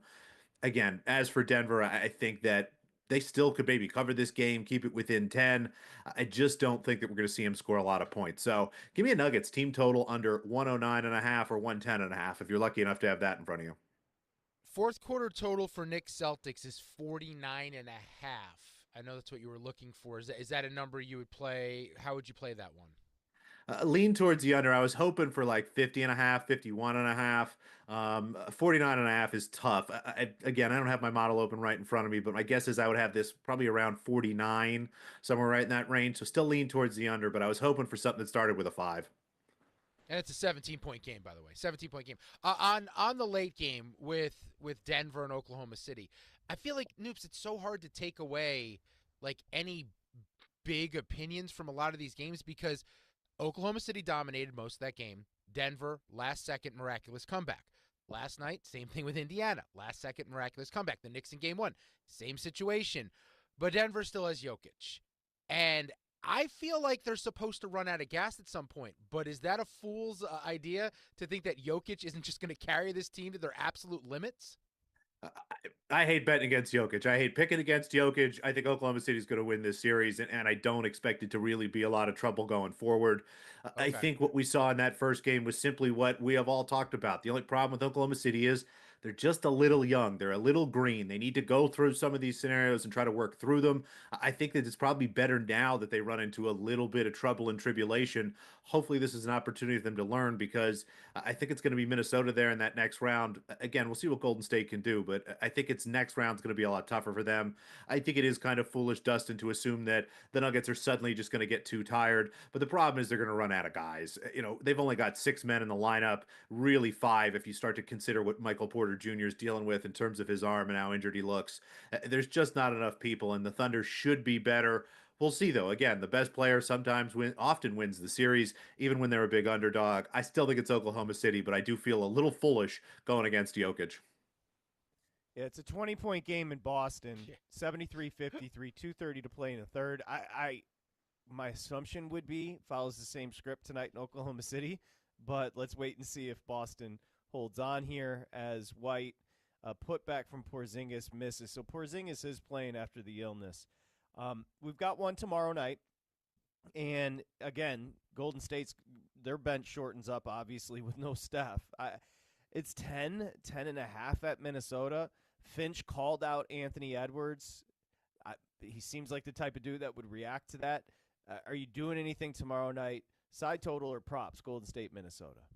Yeah, the side and the total are really tough. Again, kind of what we know from the history of the playoffs. When the home team loses game one, they generally not only win game two, but they cover pretty comfortably. 10 and a half is a lot of points for Minnesota to cover, especially given the total is so low at 201 and a half. But there is an angle I like. And even before Chris Finch called Anthony Edwards out, I've been playing his rebound and assist total over every single game. I think that there's a certain edge in looking at players and how their game changes coming from regular season to postseason. In the regular season, Anthony Edwards doesn't run a lot of the offense. The ball is not in his hands as much. He also is not as focused or effort driven from a rebounding perspective. You come into the postseason, Mike Conley's minutes come way down. There isn't really a point guard on this team. So they've been running a lot of the offense through Anthony Edwards. And now he's still a very young player, but in his postseason experience, which we actually have a decent sample size despite how young he is, his assists per game go up 1.5 basically every season from the postseason, from the regular season to postseason. And from a rebounding perspective, we see him grab almost 2 more rebounds per game going from regular season to postseason. I haven't seen an adjustment really in any of his props from that perspective. Play his assist over if you want, play his rebounds over if you want. Both of those are perfectly fine bets. I'm just going to take the rebounds plus assist total. I'm seeing 12.5. I'm just going to keep playing that over 12.5 until they move it. If I was going to pin you down to a player who benefits the most for Golden State without Steph on the floor outside of Butler, because I think that's the assumption now, everything's funneled through Butler, like that's how they're going to do things. Is there another player that you think benefits from Curry not being on the floor? So actually, I'd say, Dustin, I know that Jimmy Butler's going to have the ball in his hands more often, but he's about to get a lot more attention from the defense. I'm not actually sure that I'd be looking to play his overs. I think a lot of it's going to come down to Buddy Hield and Brandon Pajemski. Now, neither of those guys could be Steph Curry, but Buddy Hield shoots very well. He knows how to run through a lot of the same stuff. I think they will probably lean on him in the starting lineup to fill in for Curry to do a lot of the shooting. And again, he's not Steph Curry. He can't be Steph Curry, but it's as close as they've got in terms of a quick athlete who can shoot the ball very well. And I also think they'll be running the offense a lot more through Pajemski because, again, with Curry gone, the defense is going to focus most of their attention on Jimmy Butler. I'm curious to see if Minnesota goes to like a box and one or something like that just to try to kind of mess him up. That means a lot more of the ball being in Pajemski's hands and I think Hield's hands. So I'm looking at those two guys, maybe a Pajemski assist over, maybe Hield some points and threes over. But I think those are the better angles. Stay away from some Butler stuff. He's going to have the ball in his hands more, but he's going to have a lot tougher road to hoe. All right, Noops. Now, we'll let you go. We didn't get you in trouble stealing you away from the potluck, did we? We didn't get No. And for those of you that don't quite know what Patrick's talking about, I had probably one of the more brutal experiences of going to someone who I love very much, his dinner party, where it was supposed to start at 5:30, and then we moved it to 6, but no one got there till 7, and I ran out probably about 8:15, and we had just been served appetizers. So there's nothing more fun, gentlemen, than sitting in a restaurant for about an hour and a half and eating nothing. Well, it sounds like you might have had some jalapenos because you're kind of spicy right now. Maybe there was a drink or two that I did have. I did have some time to drink, but unfortunately there was no food eaten, which again could add to the spiciness, if you will. Well, we apologize, and also you're welcome, I guess. Oh, not your fault. Don't worry. Alex Noops Christensen, FTN NBA analyst @_Noops on Twitter. Enjoy the basketball, Noops. Appreciate you. Absolute pleasure, gentlemen. Looking forward to talking again. Best of luck until then. You too, buddy. And that is, that's married life. You go to potlucks, and then people don't show up, and you get bitter. I have no time for tardiness. If I go to somewhere that they say this starts at 6, it doesn't start at 6. I look Especially over when at my food's wife, involved. whoever I'm with, and I get the hell out of Dodge. Yeah, my time is very valuable. You have 5 minutes to get there before we're going to go take our seats. And by the way, we're acting like you're not showing up. We're ordering immediately. I'm sorry.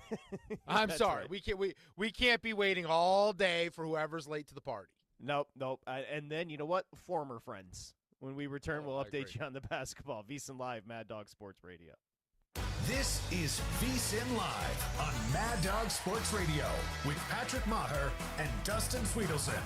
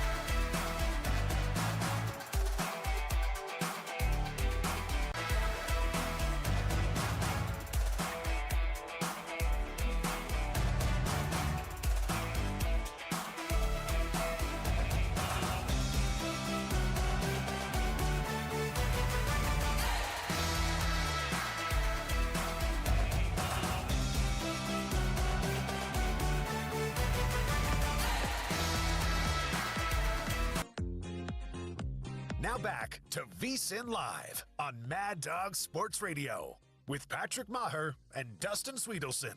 Okay, VSiN Live, Mad Dog Sports Radio, 73-61 right now in the fourth. There's a putback, so 75-61. I got a 14-point game in Boston, 11-19 to play with Porzingis going to the free throw line. The Maple Leafs up 3-2 on the Panthers. Second intermission, of course, Toronto leads that series 1-0. And I think we have a baseball update as well there, Dustin. Yeah, in the Bronx, through 6 innings, Dylan Cease, with the Padres up 1-0, has a no-hitter against the Yankees. 6 innings, 8 strikeouts, 2 walks on 77 pitches, coming back out for the 7th. By the way, on the other side, Max Fried has been amazing since coming over to the Bronx. 6 innings, 5 hits, 1 earned, 7 strikeouts for Max Fried. However, him and the Yankees are losing 1-0 at home. Anything else baseball-wise you'd like to throw at us? We haven't discussed this in a while. Have you looked at the year Aaron Judge is having? Have you just looked at the numbers? You should highlight this because this is while everybody's paying attention to the playoffs. Judge is having an all-timer, no? Yes. So a few notes on this. One, he's hitting 412. It's May.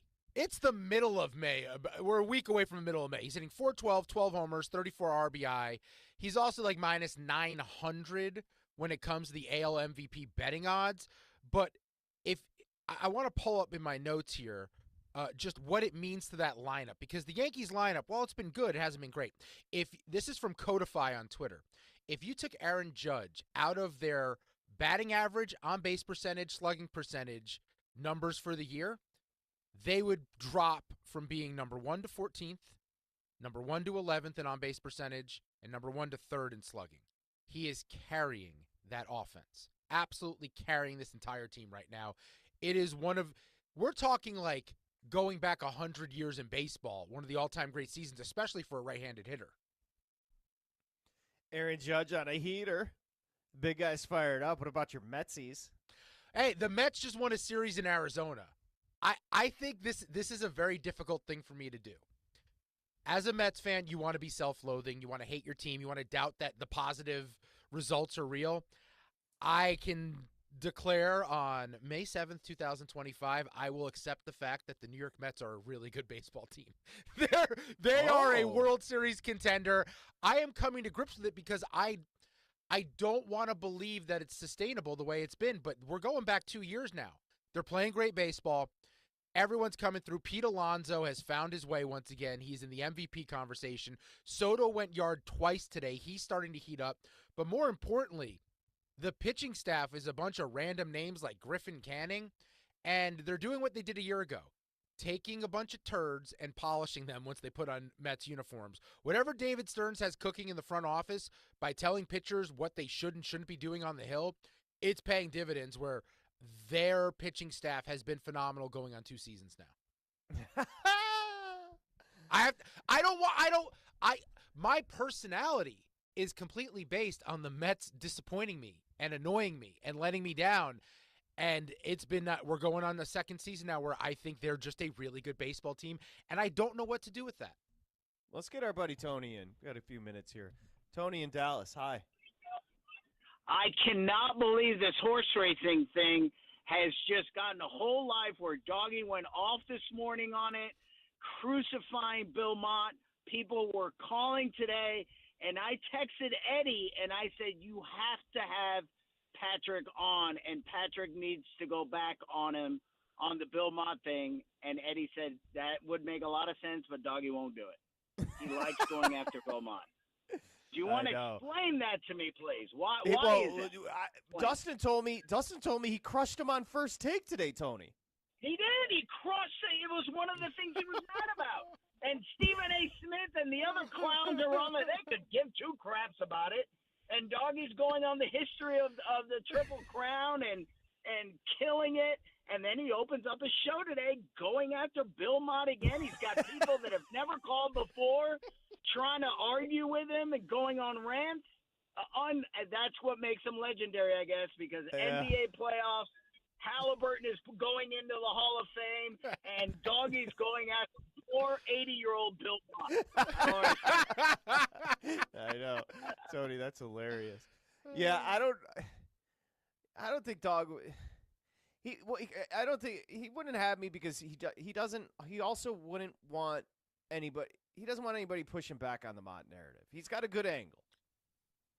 Yeah, that's what I would. Yeah, I mean, sure, but he also knows. He knows Bill. I still don't buy Bill Mott making the call. I don't buy it. I still think it's the owners. I'm not buying that Bill Mott did it. Bro, I'm right there with you. I'm just trying to be humble. I know. But I'm right there with you. I swear to God, I'm right there with you. All right, our buddy Scott Spreitzer is going to join us next. The Knicks were pressing a little bit. Now it's a 14-point game. VSiN Live, Mad Dog Sports. Covering the spread all night long. This is VSiN Live on Mad Dog Sports Radio. All right, back in 2.5 as Mitch airball the booth.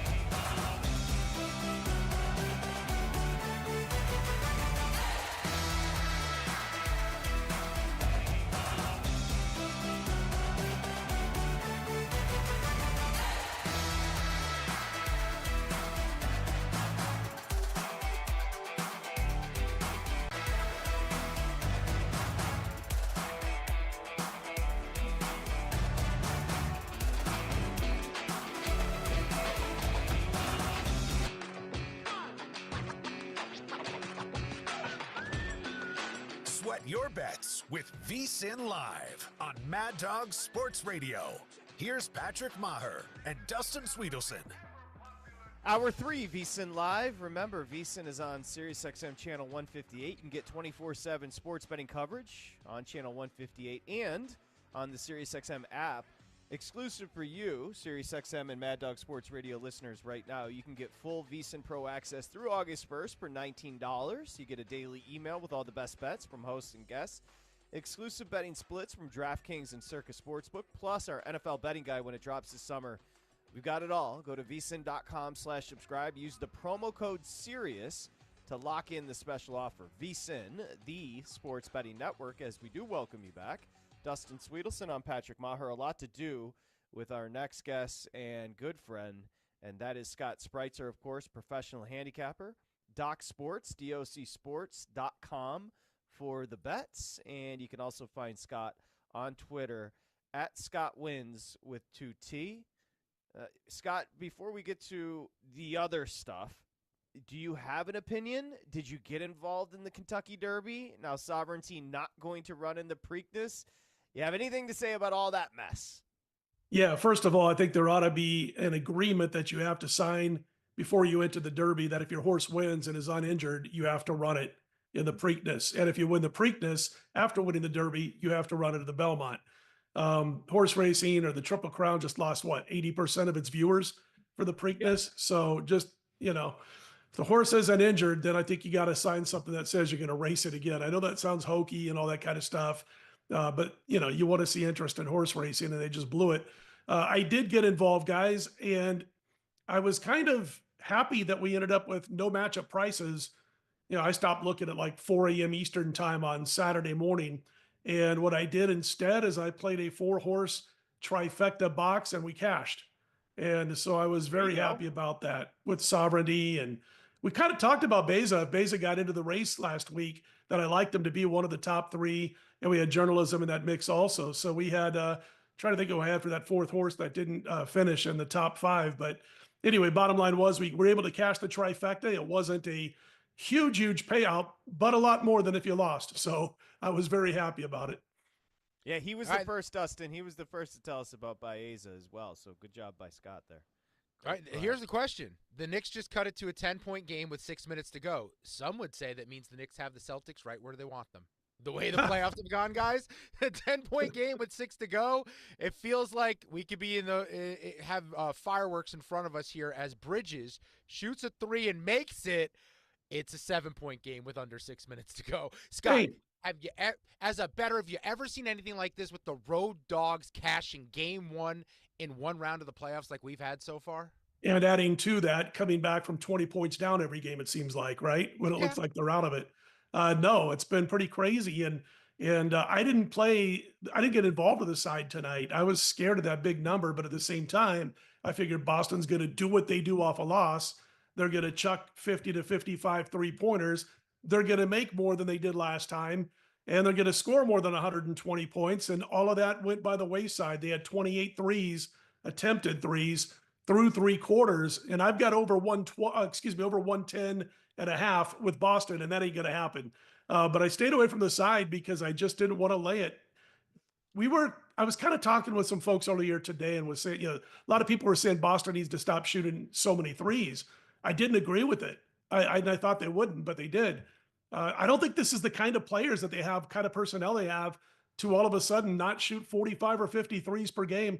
It's what won them a championship last year. It's what had them on their way to a potential second straight NBA championship. Why are you going to change in the middle of the dance?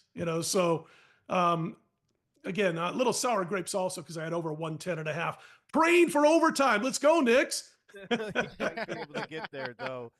Derek White at the free throw line. He does make the first of 2, so we do have, a 9-point game. But the Knicks, as Dustin said, they're right where they were down 20 in the third here. They were down 20 in the third 2 nights ago, came back and won. We'll see with 5:05 to play if they got some more magic in them. I mean, part of my language, it's been a shit show in the second round. Really incredible stuff that's been happening, including a Nuggets win in a bad spot for them 2 nights ago in Oklahoma City. Now, we turn around, got a game tonight, Oklahoma City laying 10, a big total of 230. Did you get involved here, Scott? I got involved in a couple different ways here, guys. First up, I'll give you one of the player props. It's been great because I've been avoiding sides and totals in a lot of these games in the playoffs and playing individual player or team props, although the team prop with Boston is going down the drain tonight. But we've had a hell of a run. We're 22-11 so far, going back about a month. But I did play a prop in this one in Christian Braun, and it's gone up. I played over 19 and a half points, assists, and rebounds at minus $130. Last check about an hour and a half ago, it was up to 20 and a half. I mean, the number's a full 7, now 6 points below Christian Braun's average points, assist, rebounds mark over the second half of the season. And he finished with 27 in game 1. He's a strong rebounder for a guard. He's got 52 boards in his last 7 playoff games, so he should get a few there as part of the PAR. He'll get his looks on the offensive end with OKC because they got to do their best to try to do whatever they can to somehow slow down a little bit Jokic. And good luck with that, by the way. But Braun's been more reliable than Michael Porter Jr. I mean, Porter's 29 of 69 in the postseason. That's 42%. And you've got Braun hitting 51% of his shots over the last 10 games. So I played over 19 and a half. And the last I saw, again, about an hour and a half ago, it was up to 20 and a half. I also, guys, real quick, I played Jokic over 13 and a half rebounds, which at the time was plus 105. And it's a situation, again, where I just think he gets his, even if they were able to slow him down a little bit on the offensive end. I mean, he's averaged 28 points, 17 boards, 10 and a half assists in 5 meetings with OKC. And I don't look at this OKC team and see somebody who can body up with Jokic and keep him off the glass. As much as I like Hartenstein, Holmgren, those guys, they're not the guys that are going to be able to slam this guy around a little bit and keep him from the hoop. There's not too many who can do so anyway, but over 13.5, that was a small play. Braun was a little bit bigger. And guys, I also took the 11 with Denver down to 10 for the most part. It feels like an odd spot, but I jumped on the side here and took 11 with the Nuggets. Tremendous. Okay. By the way, we have a 5-point game. Wow. Boston, while you were talking, and I listened to every sentence, and so, but while you were talking, Boston missed 3 3-point attempts. Yes. Wow. Yeah, a wide Literally. open one too by Brown. Wide open. They're now 10 of 40 from 3. It's a thing. Elsewhere, the Knicks came down and got a bucket from Hart, so it's a timeout, and it's a 5-point game with 2:43 to play. I might need they double make it up. overtime here, guys. Double overtime for that Yeah. Boston team total. and if Mikal Bridges wasn't the worst basketball player on the planet in 2025, the Knicks might have the lead. He has missed so many open looks in the last 3 minutes of this game. I'm with you on Christian Brown tonight as well, Scott, by the way, with Denver. I went over 19.5. I went back and looked. His last 5 going up against OKC, he's averaging 26.2 PRA. Yeah. 19.5 didn't make sense, especially with them basically playing no bench. His minutes are going up in the postseason. They need his defense out there. I thought that number was crazy low, so I'm totally with you on Brown. How about tomorrow? Before we get to the actual numbers with Warriors and Timberwolves, what does Steph Curry do to the numbers for you and how you evaluate the Warriors going forward? What is he moving now? 2 points or whatever? Yeah. It seems like, this used to be a guy, if we were talking a couple of years ago, you're talking about what, a 4-point, 5-point adjustment. So, all of a sudden it's not quite what it was. Last I saw Minnesota was 10.5, open 9 or thereabouts. So without Steph Curry, again, this is one of those things where, and I've done this for many, many years now, where a guy gets injured during a game and maybe you live bet on his team. Everybody else picks up the slack. Or if he gets injured, play that full game one night and the next night he can't play. Again, in a playoff scenario, maybe that first time out, you look to play on that guy's team to pick up the slack. But now it's been, he only played 12 minutes in game 1 before he got hurt. And now it's not the same scenario as we saw then, or if he would have been injured to where he couldn't play tonight, but played a full game the other night. So that kind of goes by the wayside for me. And, Minnesota was an absolute disaster in game 1 on offense, 11 second quarter points. And if you take Naz Reid out of the mix, Minnesota was 2 for 22 from the 3-point line. I just can't imagine them shooting that poorly again. These 2025 postseason home teams with a ton of rest, as we've seen in round 2, have not done that well in game 1. But you're talking about a Minnesota team that has been so accurate, 4th most accurate team from behind the arc in the NBA. They missed a ton of decent looks on Tuesday. I think they bounced back. I played them over 106.5 minus $1.10. And hopefully they will take those threes and not wait 3.5 quarters like the Boston Celtics have done tonight. I also think they handle this spread for the most part. Again, Golden State picked up that slack for, most of game 1. I don't think so this game. And plus, he's going to hurt them on defense too. He's a pretty good underrated defensive player by a lot of casual fans. And I think that's going to hurt him here also.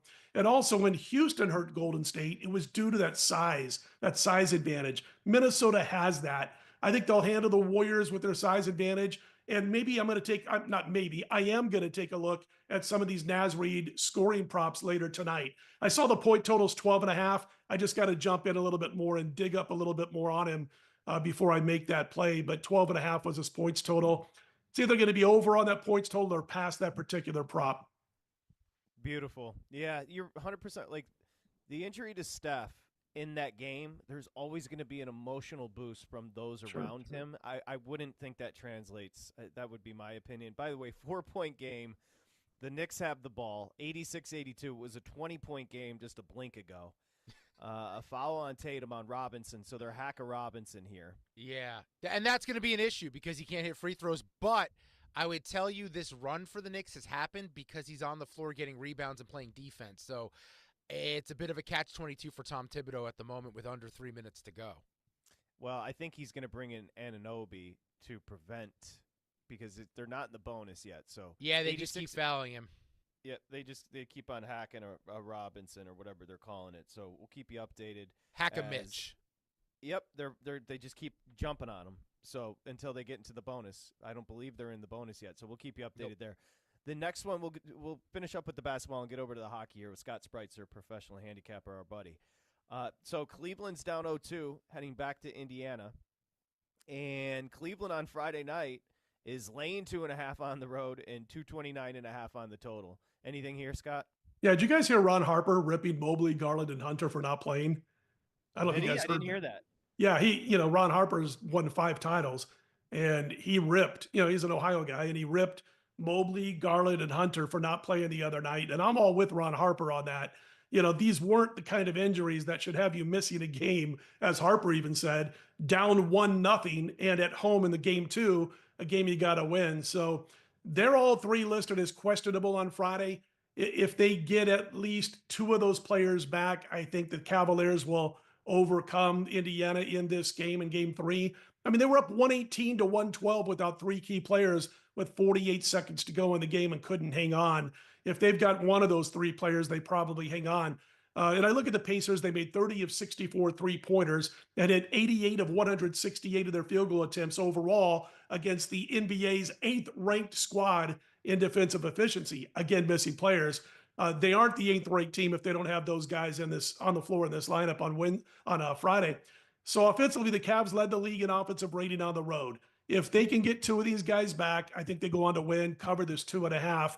Obviously, if they announce 2 of the 3 are back, or 3, all 3 are back, this number is not going to stay 2.5 on Friday.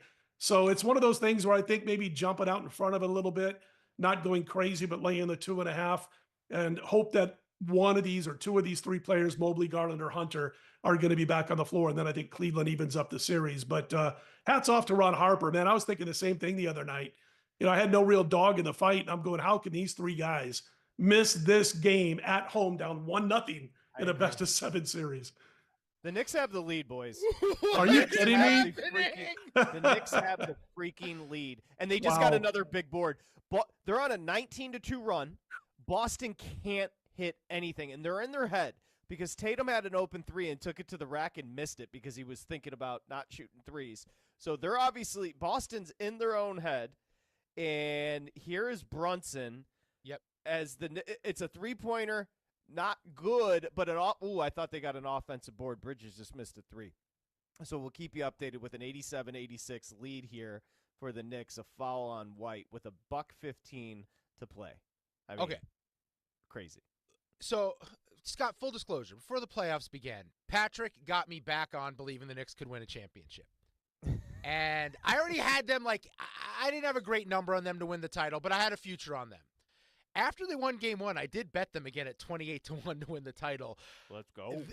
The way they're doing it doesn't make sense. As Brunson gets to the rack to make it a 3-point game with 56 seconds to go, 21-2 run over 7.5 minutes. What a meltdown. This is going to be, if the Celtics cough this up, defending champs at home, 2 games in a row, up 20 in the 3rd, will have lost. And the New York Knicks at this point in the postseason will have gotten outplayed in just about every single second they've been on the floor, outside of maybe 15 minutes of actual game action. Scott, I've never seen anything like this with this team.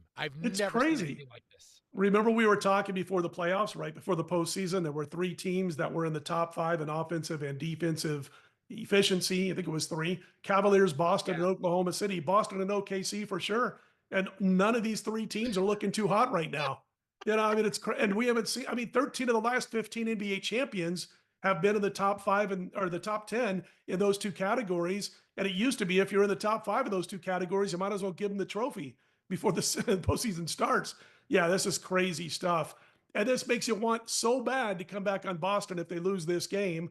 You're not going to get a fair line for the first half, by the way. Just to let you know that. You're so right. By the way, Tatum hit 2 free throws, so it's a 1-point game, 40 seconds to go. Brunson with the ball. The Knicks lead 89-88 with 35 seconds to go. Brunson, Holiday's, they're trying to get a switch off of Holiday. Holiday's a tremendous defender. They got Brunson on Horford. Brunson shoots a 3, and it's off. Offensive rebound that doesn't, it's going to be a foul. So the ball's going the other way. Boston ball, 24 win it. seconds to play, down 1. They could hold for a final shot and win it here. Mitch back on the floor. McBride back out to play defense. So this is a legacy possession for Jason Tatum. Tatum not having his best day scoring-wise, 9 points. He can erase all that if he gets a bucket here. And Boston's going to use a timeout with 24.2 to go. These NBA playoffs have been wild. Didn't he go 1 for 9 in the fourth quarter in overtime the other day? Yeah, I think you're Wasn't right. that Tatum 1 for 9? Yeah, just bad playoff. He's got 14 rebounds and 5 assists. But Scott, I mean, you've been watching the NBA a long time. Can we stop the discussions about Jason Tatum and Anthony Edwards being the face of the league? I feel like there's a longer list of guys who want to hand that baton to. Face of the league's in Denver, as far as I'm concerned. Nikola Jokic. That's the body of the league. He just had 42 and 22. Right. Hello. It's the body of the league. It's not the face. He's the whole thing. Oh, there you go. But yeah, Tatum's not a leader. I mean, come on. He's not the guy that puts fear into opposing players. You know, I mean, he doesn't take over games with that kind of leadership. This is a team that's, you know, they're a bunch of guys who can all, you know, call their own shots or whatever. And there's no real true leader on the court as far as the kind of leader I'm used to seeing over the years, you know. So there's just nobody in any of these teams that really just, there's no Magic Johnson, there's no Karl Malone, you know, there's no Larry Bird at the end of games. And it's just, that's why you're seeing these teams struggle. I mean, what's the closest thing we got right now? Halliburton? And I'm not knocking him, but what are the closest things we got to a guy you know is going to take over when his team needs it? And other than Jokic, and we're not seeing it. We got 2, so. Jokic and Curry. Yeah. Oh, Curry. I forgot about Curry. Yeah. I mean, I'll give you one more. He's not having his best night, but Jalen Brunson's in that conversation. Oh, I like Jalen Brunson. No doubt about it, Dustin. I'm a huge Jalen Brunson fan. Yeah. Let's walk you through the final 24 wow. seconds. So 89-88, Knicks lead. If you're ahead of me, Did the Knicks just let them score? Probably because they were thinking they were going to hold on to the ball. Okay, so yeah, Tatum to the rack to go up 1. The Knicks, obviously, it was kind of a little bit of, hey, just let them score. We'll hold on for the last possession. So it's 18 and a half seconds. Interesting strategy. It was interesting. It was almost like they caught him, though. It was a high screen. Yeah, they didn't let him score. Tatum just had a nice move to the basket, dunked the ball to go up 1. So they're going to go to break. There's 18 seconds to go. The Knicks are in – if you told the Knicks before this series started, you're going to win game 1, and in game 2 in Boston, you're going to be down 1 with the ball, 18 seconds to go, they'd say, sign us up. And so absolutely. I mean, I just threw Jalen Brunson's name into the conversation you guys just had. Game on the line. This is what you want with Brunson. This is why you have that guy, because you trust that he's going to come through when it matters. 18 and a half to go. 1-point game, hit a bucket, walk away up 2-0 in the series. And by the way, if the Knicks lose this series, I don't know how they come back in game 3. Guys, I might jump on Boston for this series if they're down 2-0. I might do it. You know, I would bet Boston. Either way, I'm betting Boston game 3 because I just don't think the Knicks can repeat this effort, even though they're coming home. It's so much. Yeah, it just stinks that if they're down 2-0, that you're not going to get a fair number in the first half. Remember, Patrick, way back, even before Dustin was doing the show, we used to talk about first half with the team down 2-0 and all that kind of stuff. Yes. And it was usually when they're going home, not like our modern day playoffs. And it was just automatic. You just won. 100%. And the books got smart, as they always do, and said, okay, well, they're a 6-point favorite for the game. They're going to be, you got like 4.5 in the first half. And they kind of took it away from us. But I think that would be a smart play. And I think Boston series would be a smart play if they lose this game. Of course, what they'll probably do here is screw it up. They don't get to 110 as far as the team total, and they'll win the game outright. But can't wait to get my office redone as soon because I keep turning my head like I'm not paying attention here. But no, you don't have to apologize. Brunson, by the way, did get fouled. He is going to go to the free throw line, down 1. So Brunson with 2 free throw attempts, 12.7 to play. We're going to have to. So Dustin, let me do this. Don't react because you're a couple seconds. So I just want to make sure I get the call in. Brunson with the first and it is pure. So 90-90, again, 12.7. My assumption is if Brunson makes this, obviously Boston's going to be calling a timeout. So we're going to have to stretch a little bit. But Brunson has 1 more to go. I know you're just a couple of seconds ahead. So By the way, Toronto is up 4-3 on Florida. Florida tied it at 3. Toronto immediately answered. 10:45 to go in the third. Leafs lead 4-3. Here comes Brunson's second, tied at 90, 12.7 to play. Brunson with the second of 2, and he is good. So the Knicks lead 91-90, and here comes Boston. Boston not using a timeout. They're going to use all 12 seconds. Tatum dancing at the three-point line. He is going to drive, and he loses the ball. A steal by the Knicks, and the Knicks win the game!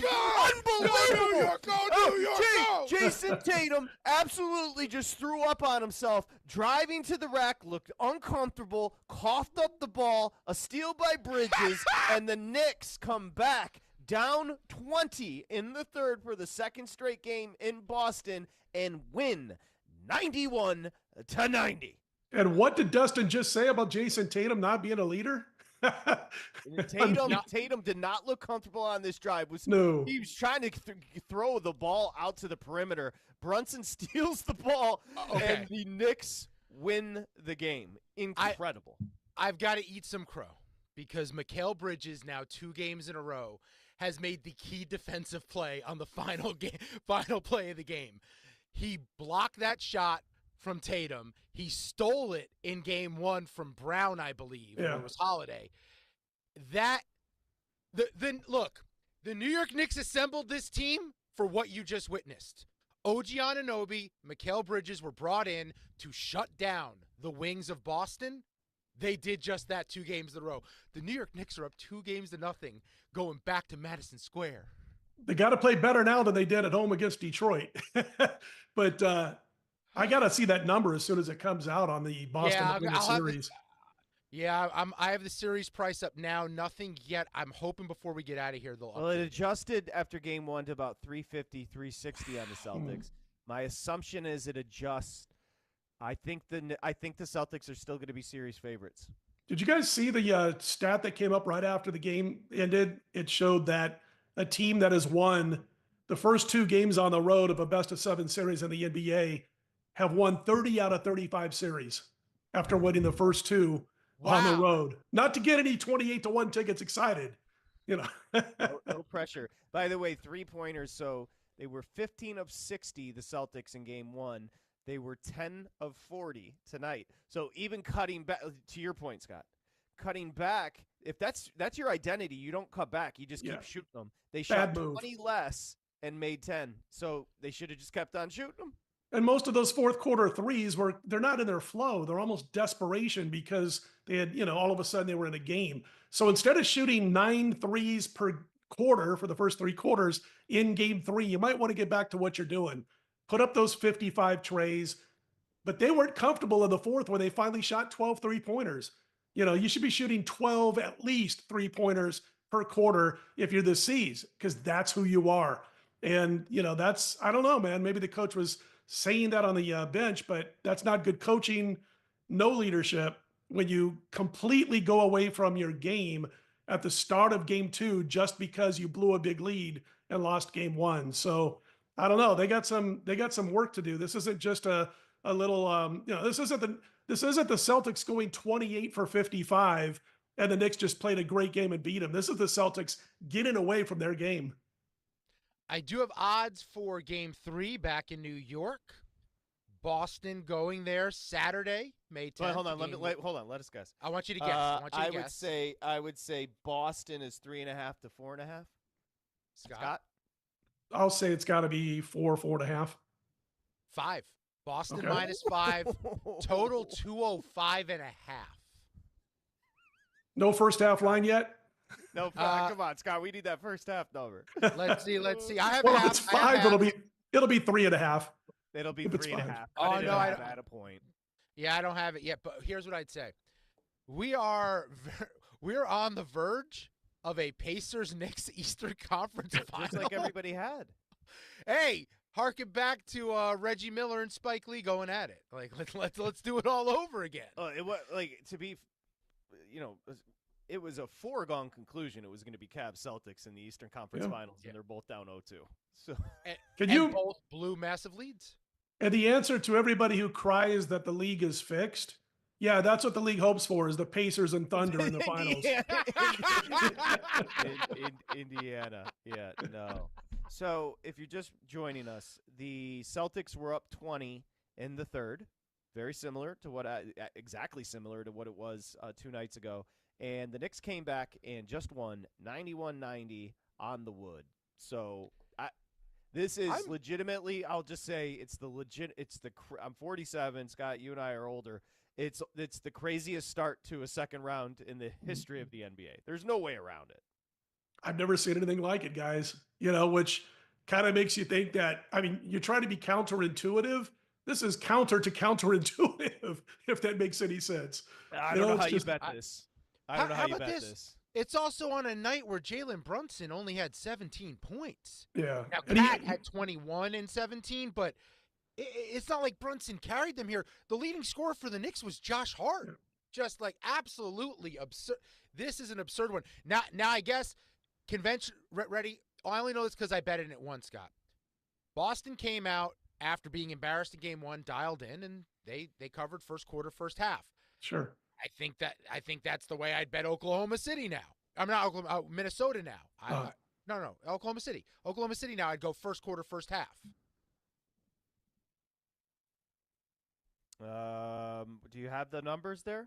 I'm trying to pull it up right now. First quarter is -4, same as Boston was tonight. First half -7, same as Boston was tonight. All right. Well, yeah, I'd probably play first quarter there. I think eventually, Denver hangs that number and keeps it close. Are we really going to be shocked if they win that basketball game? I just, based on what we're seeing, I can't go full game because it just seems no lead is safe in the second half anymore. Sure. That's the only thing I could take away. Let's do this before. Oh my gosh, this is. I was joking with Dustin this morning, Scott, during our meeting. I was like, content is being provided right now. Even the Kentucky Derby provided us content. We had Bill Mott on. We had Ron Moquette on today. These playoffs have been crazy. When July comes around and it's just baseball, we're going to be working our asses off. That's all I could say. VGK, not a great performance last night. And by the way, they got some pretty good goaltending. It could have been worse. Tomorrow night, Oilers, Golden Knights. You got to play there? Yeah, we talked about before the series began, before the playoffs began, that if Vegas has an issue and if they don't win the Stanley Cup or don't even get to the finals, it's going to be probably because of their goaltending. I watched Aiden Hill last night. He made a couple of nice stops. The way I look at Aiden Hill this year, he makes a couple of nice stops. That's what he's paid to do. He just got a huge contract. He doesn't make the big major game-changing stop. We saw it again last night. Shea Theodore off his stick goes to a breaking Edmonton player who's one on nobody. He's one on Hill. And it's like, it's just puts it right past him as though Hill had his eyes closed. And so, but the problem is, if you like Edmonton, Calvin Pickard finished the series with the Kings with an .885 save percentage. This guy barely played the last couple of years. Stuart Skinner for Edmonton had a horrible .810 save percentage through the first 2 games against the Kings before he didn't play anymore, before they benched him and brought in Pickard. So Vegas dominates Minnesota in the earlier round, plus 40 shots on goal advantage in that series. Then they shoot 16 shots on goal in the final 2 periods last night in game 1 against Calvin Pickard. I'm like, throw the puck on net. This guy's going to give up a bouncing puck into the net. There's going to be rebounds. There's going to be deflections.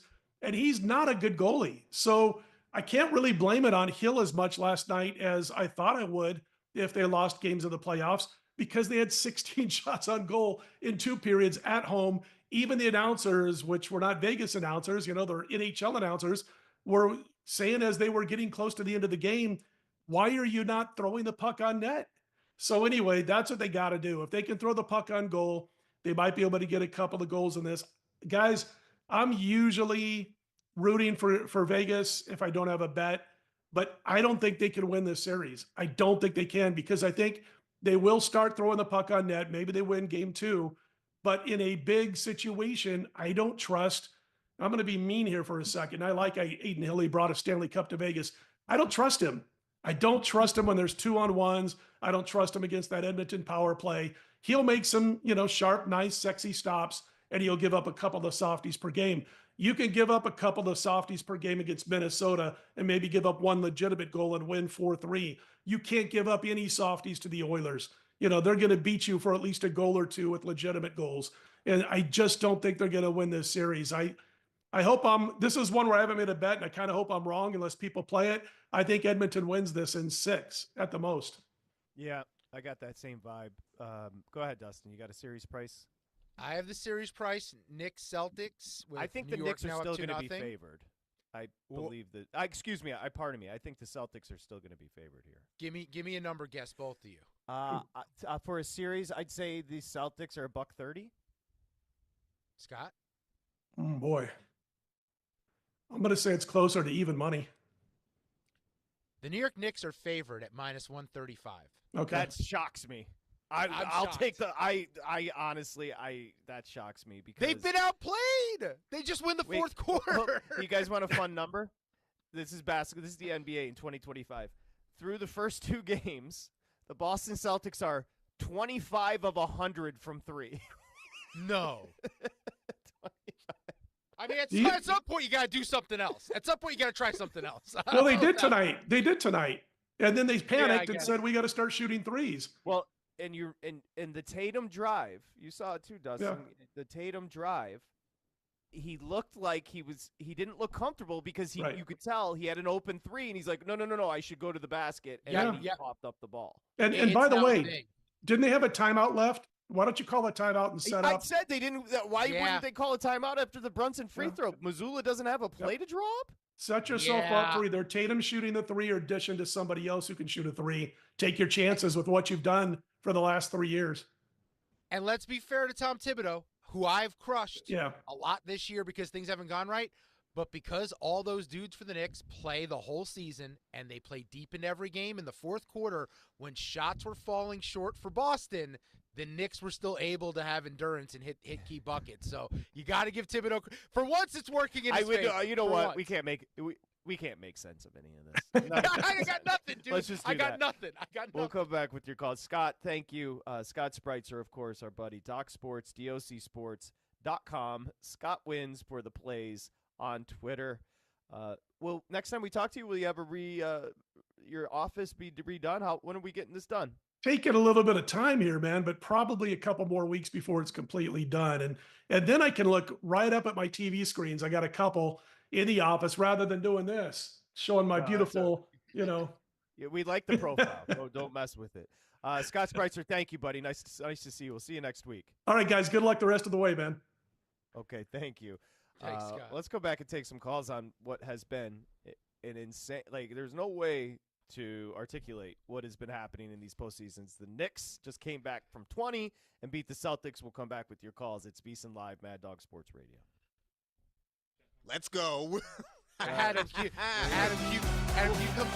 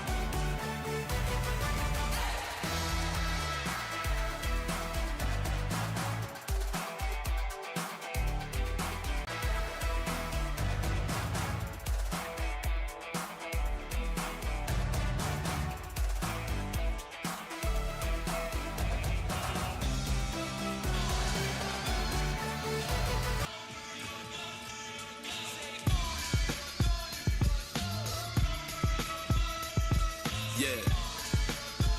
One time for the city. Yeah. Same aura. Top of the key with 8. Defended by Robinson with 7. Right wing 3. Crossover. Foul line with 4. Left block. Step back. Stolen by Bridges. Bridges chucks it down court. They've done it again. They've done it again. The New York Knicks take both in Boston and a 2-0 lead heading back to the Mecca. Now back to VSiN Live on Mad Dog Sports Radio with Patrick Maher and Dustin Swedelson. And it's a good job producing by a Knick fan, Adam Lockley, back in New York City. That's the call. If you don't believe it, it's true, people. 20-point comeback in the second half. The Knicks beat Boston at Boston.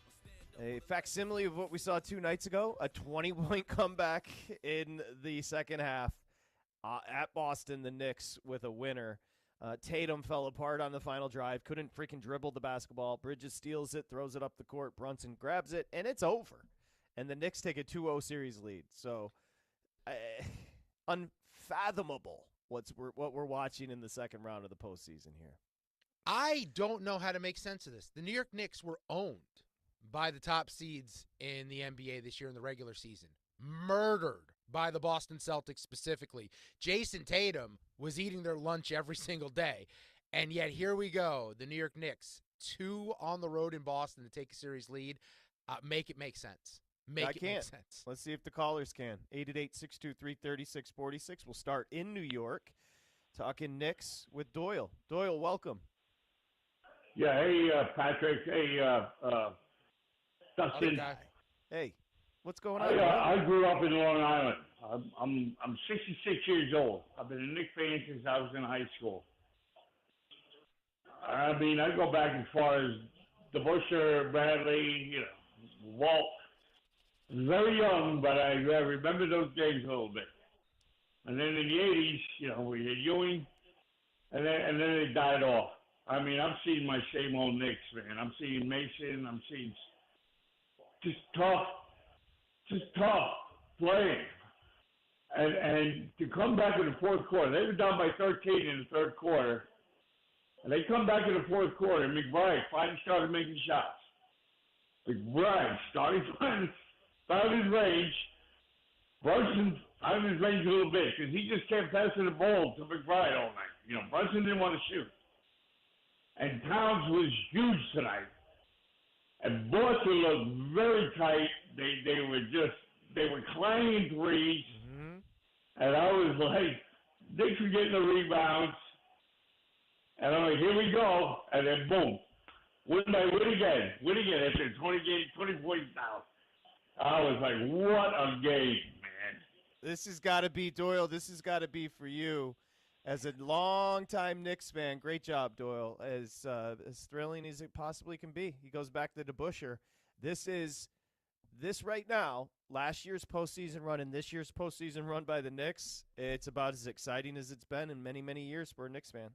It's all you can ask for as a fan. For your team to compete the way they do, they're never down, they're never out. 20 points. This is twice now in a week, twice now in 3 days. They've come back. And 2 of the greatest comebacks you're ever going to see. And I am beside myself. And the question is, and this is an unfortunate one for a Knicks fan to ask, was that more the Knicks came back, or did Boston just show us who they are? Do they just lack the fortitude? Because the easiest job in the world. The easiest job in the world is tomorrow not being a New York sports talk host. It's being a Boston sports talk host. Yeah. Because all you have to do is yell. Easiest job in the world is that, followed by weatherman in San Diego. Let's talk to a Laker fan about the Knicks, and that's our guy Twizzy. Twizzy, what's up? Hey, what's up, guys? Look, first off, anybody who's been crying and complaining about the NBA, I'll raise my hand first. You have to give them props for this playoff that's been going on. It's been incredible, man. It's been incredible. It's had nothing, every prediction that you think, nothing's happening like you think. Okay. That's 1. 2, if you remember the last year's run for Boston Celtics, and you don't give back a championship, but they had key contributors on their opponents hurt throughout all the playoffs on the Eastern Conference side. And I think that's something coming into play here. They're playing a bunch of healthy teams. Another thing is that shooting all those threes when they need to do something else, I don't know if they know what to do because Tatum just handling the ball like that. They didn't run a set. They didn't run a play, even though he got down there and made the dunk at the end. On that second play, on that last play, you seen Mikal Bridges knew what spot he wanted to go to, and he peeled off Jaylen Brown. He did. And he was right there when he and Tatum didn't know because that's all they do. I mean, that's one of the drawbacks to only shooting three-pointers. You know, I don't know why analytics doesn't work in reverse. Hey, you know, if they miss a bunch of them and eventually they'll work. If a bunch of them go in, guess what? Eventually you're bound to miss, right? That's just my take on it, big dog. No, I love every minute Twist. of it. And, you know, as a Laker fan, I hate Boston, and I love you guys. No, I love you too, Twist. You're the best, Twist. That was Tatum in games 1 and 2 at home, 18 points per, 29% from the field, 25% from 3, 6 total fourth quarter points. That's your superstar? Get the hell out of here. No. I'm sorry. I'm sorry. He had a chance there to create when he was dribbling for that final shot. You call that dribbling? He looked terrified of the moment. He looked like someone who didn't believe he was going to win the game. I don't know, man. Get a journal, do some manifesting, do some deep thought and thinking things into existence because that looked like a superstar that was terrified to have to take that shot in that moment. He looked like your boy in high school trying to go left because I could go right, but I couldn't go left, and neither could Tatum. No, that was – but for the Knicks, this is the wildest dream I've ever been in when it comes to being a Knicks fan because even though I joked on the air when Scott joined, Are you a Knicks fan? I am, but I'm a realist, Patrick. I'm a realist, and I did but not. But no, think I'd say you're a Mets fan. Oh. But are you a Knicks fan?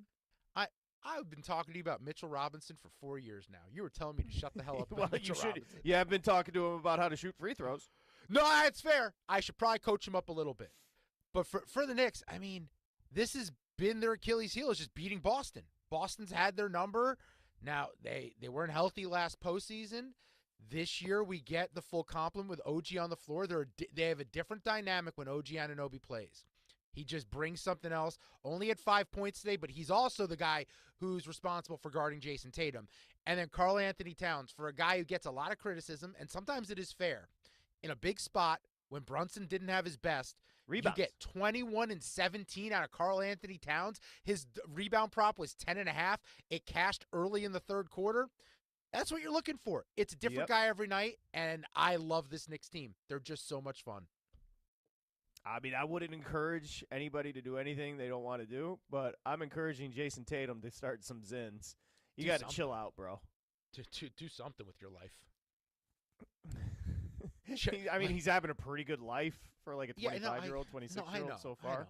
But it's just like – but the general theme with Jason Tatum's career is he that dude? Now, he's a good player. He's fine. Close to being a great player. He's okay. But – until he starts coming up in those big moments, I'm not calling him a great player. Yeah, he's fine. We call people great. You know what I mean? Like I think you agree. Like we just all like, oh, he's great. It's like, yeah, he's fine. He's really good. He's really good. Really good. Yeah, he's really how good. about that? He's really like, good. Is that bad to be really good? No, it's a compliment. We're saying he's really good. That is a nice thing to say about someone. Yeah, he's a really good basketball player. But you know what? Is he great? But it's a little rough. I would tell you about his fortitude, about his basketball soul. It lacks in comparison to one Jalen Brunson. That's all I would say. So he's a more talented player, but he doesn't have what Jalen Brunson has. He doesn't even have a modicum of whatever's inside Jalen Brunson. No chance. 2 free throws, game on the line. Brunson, money. This is one of the, as a sports fan, this is one of the more wild runs I can remember because I let you convince me they could win. They played your Pistons in round 1, the Knicks. They really didn't lead in that series very much. They had like one game where they dominated, but for the most part, they had to use fourth quarter comebacks to come back to beat Detroit.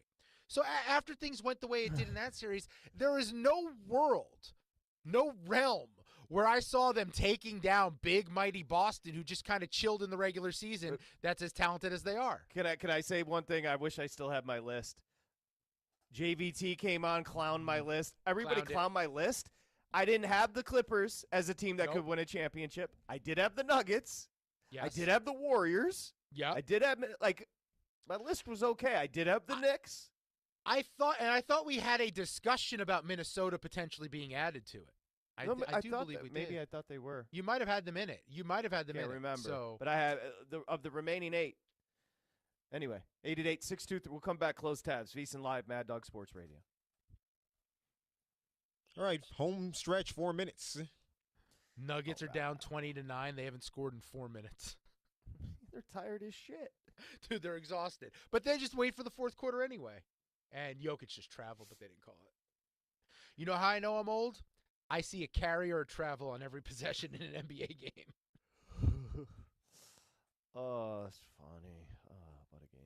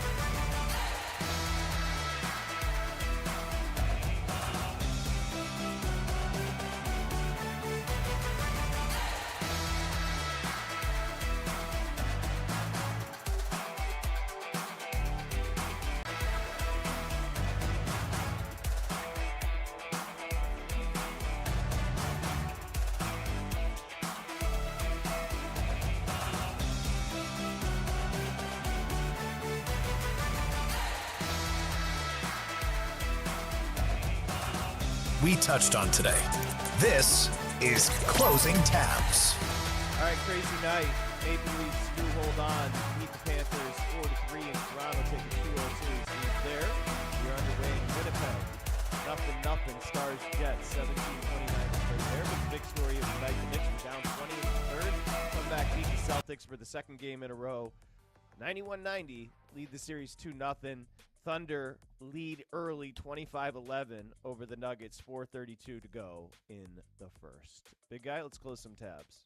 This via Ryan Field of ABC New York. The New York Knicks are the first team in NBA history to complete a 20-point comeback in back-to-back playoff games. Well, I know first Ryan team. Field. I know that donk. When I worked at WDFN in Detroit, he was an update donk. And now he's the guy in ABC New York. Yeah. All right. Well, good stat. Okay, let's see. Some notes from today's show. I have to go back to the top of my list. You mentioned the Sheiks who owned Sovereignty, the horse. I looked up what that means. It means an Arab leader, in particular the chief or head of an Arab tribe, family, or village, a leader in the Muslim community or organization. Those are the facts there. We had horse trainer Ron Moquette on the program, and he mentioned that there were famous people, some influencers, when it comes to the Kentucky Derby over the weekend. He said Alexa Earl and that girl from Brazil. Yeah, I didn't know who he was talking about. He meant Alex Earl, who is a big TikTok influencer, and the girl from Brazil is Gabriella Moore, who dates that Josh Richards kid, who is also a TikTok influencer. I suggest a Google image search of both of them. She got that thing on her? They got multiple things, and they're quite lovely. Okay, you mentioned equine therapy, something that you have partaken in. Yes. A little different. It's a little bit of a different experience from what I saw a horse do to a woman on a stage in Tijuana once. No, you didn't see it, but it's a fine joke. You've never been to Tijuana. No, I've never left the country. In fact, it's a big fight with my girlfriend about me getting my passport. I had to make an appointment to go get a passport. Oh, I know. Well, there was just one day Dustin called me. He said, I just got back from the passport office. I literally was just like, that was not his idea. No, I no longer have ideas. I don't do it. I go, this is such a difference. He was told to go to the and he went, so it worked. Yeah, I'm a good boy. I do what I'm told because I get treats. You get treats. You get that thing. It's Adam Lockley, thank you. Ryan Smith, thank you. Ron Moquette, thank you. Aaron Haltzman, thank you. Noops, thank you. It's a great show. We'll see you tomorrow. VSiN Live, Mad Dog Sports Radio.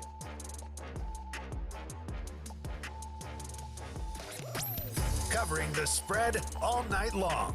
This is VSiN Live on Mad Dog Sports Radio.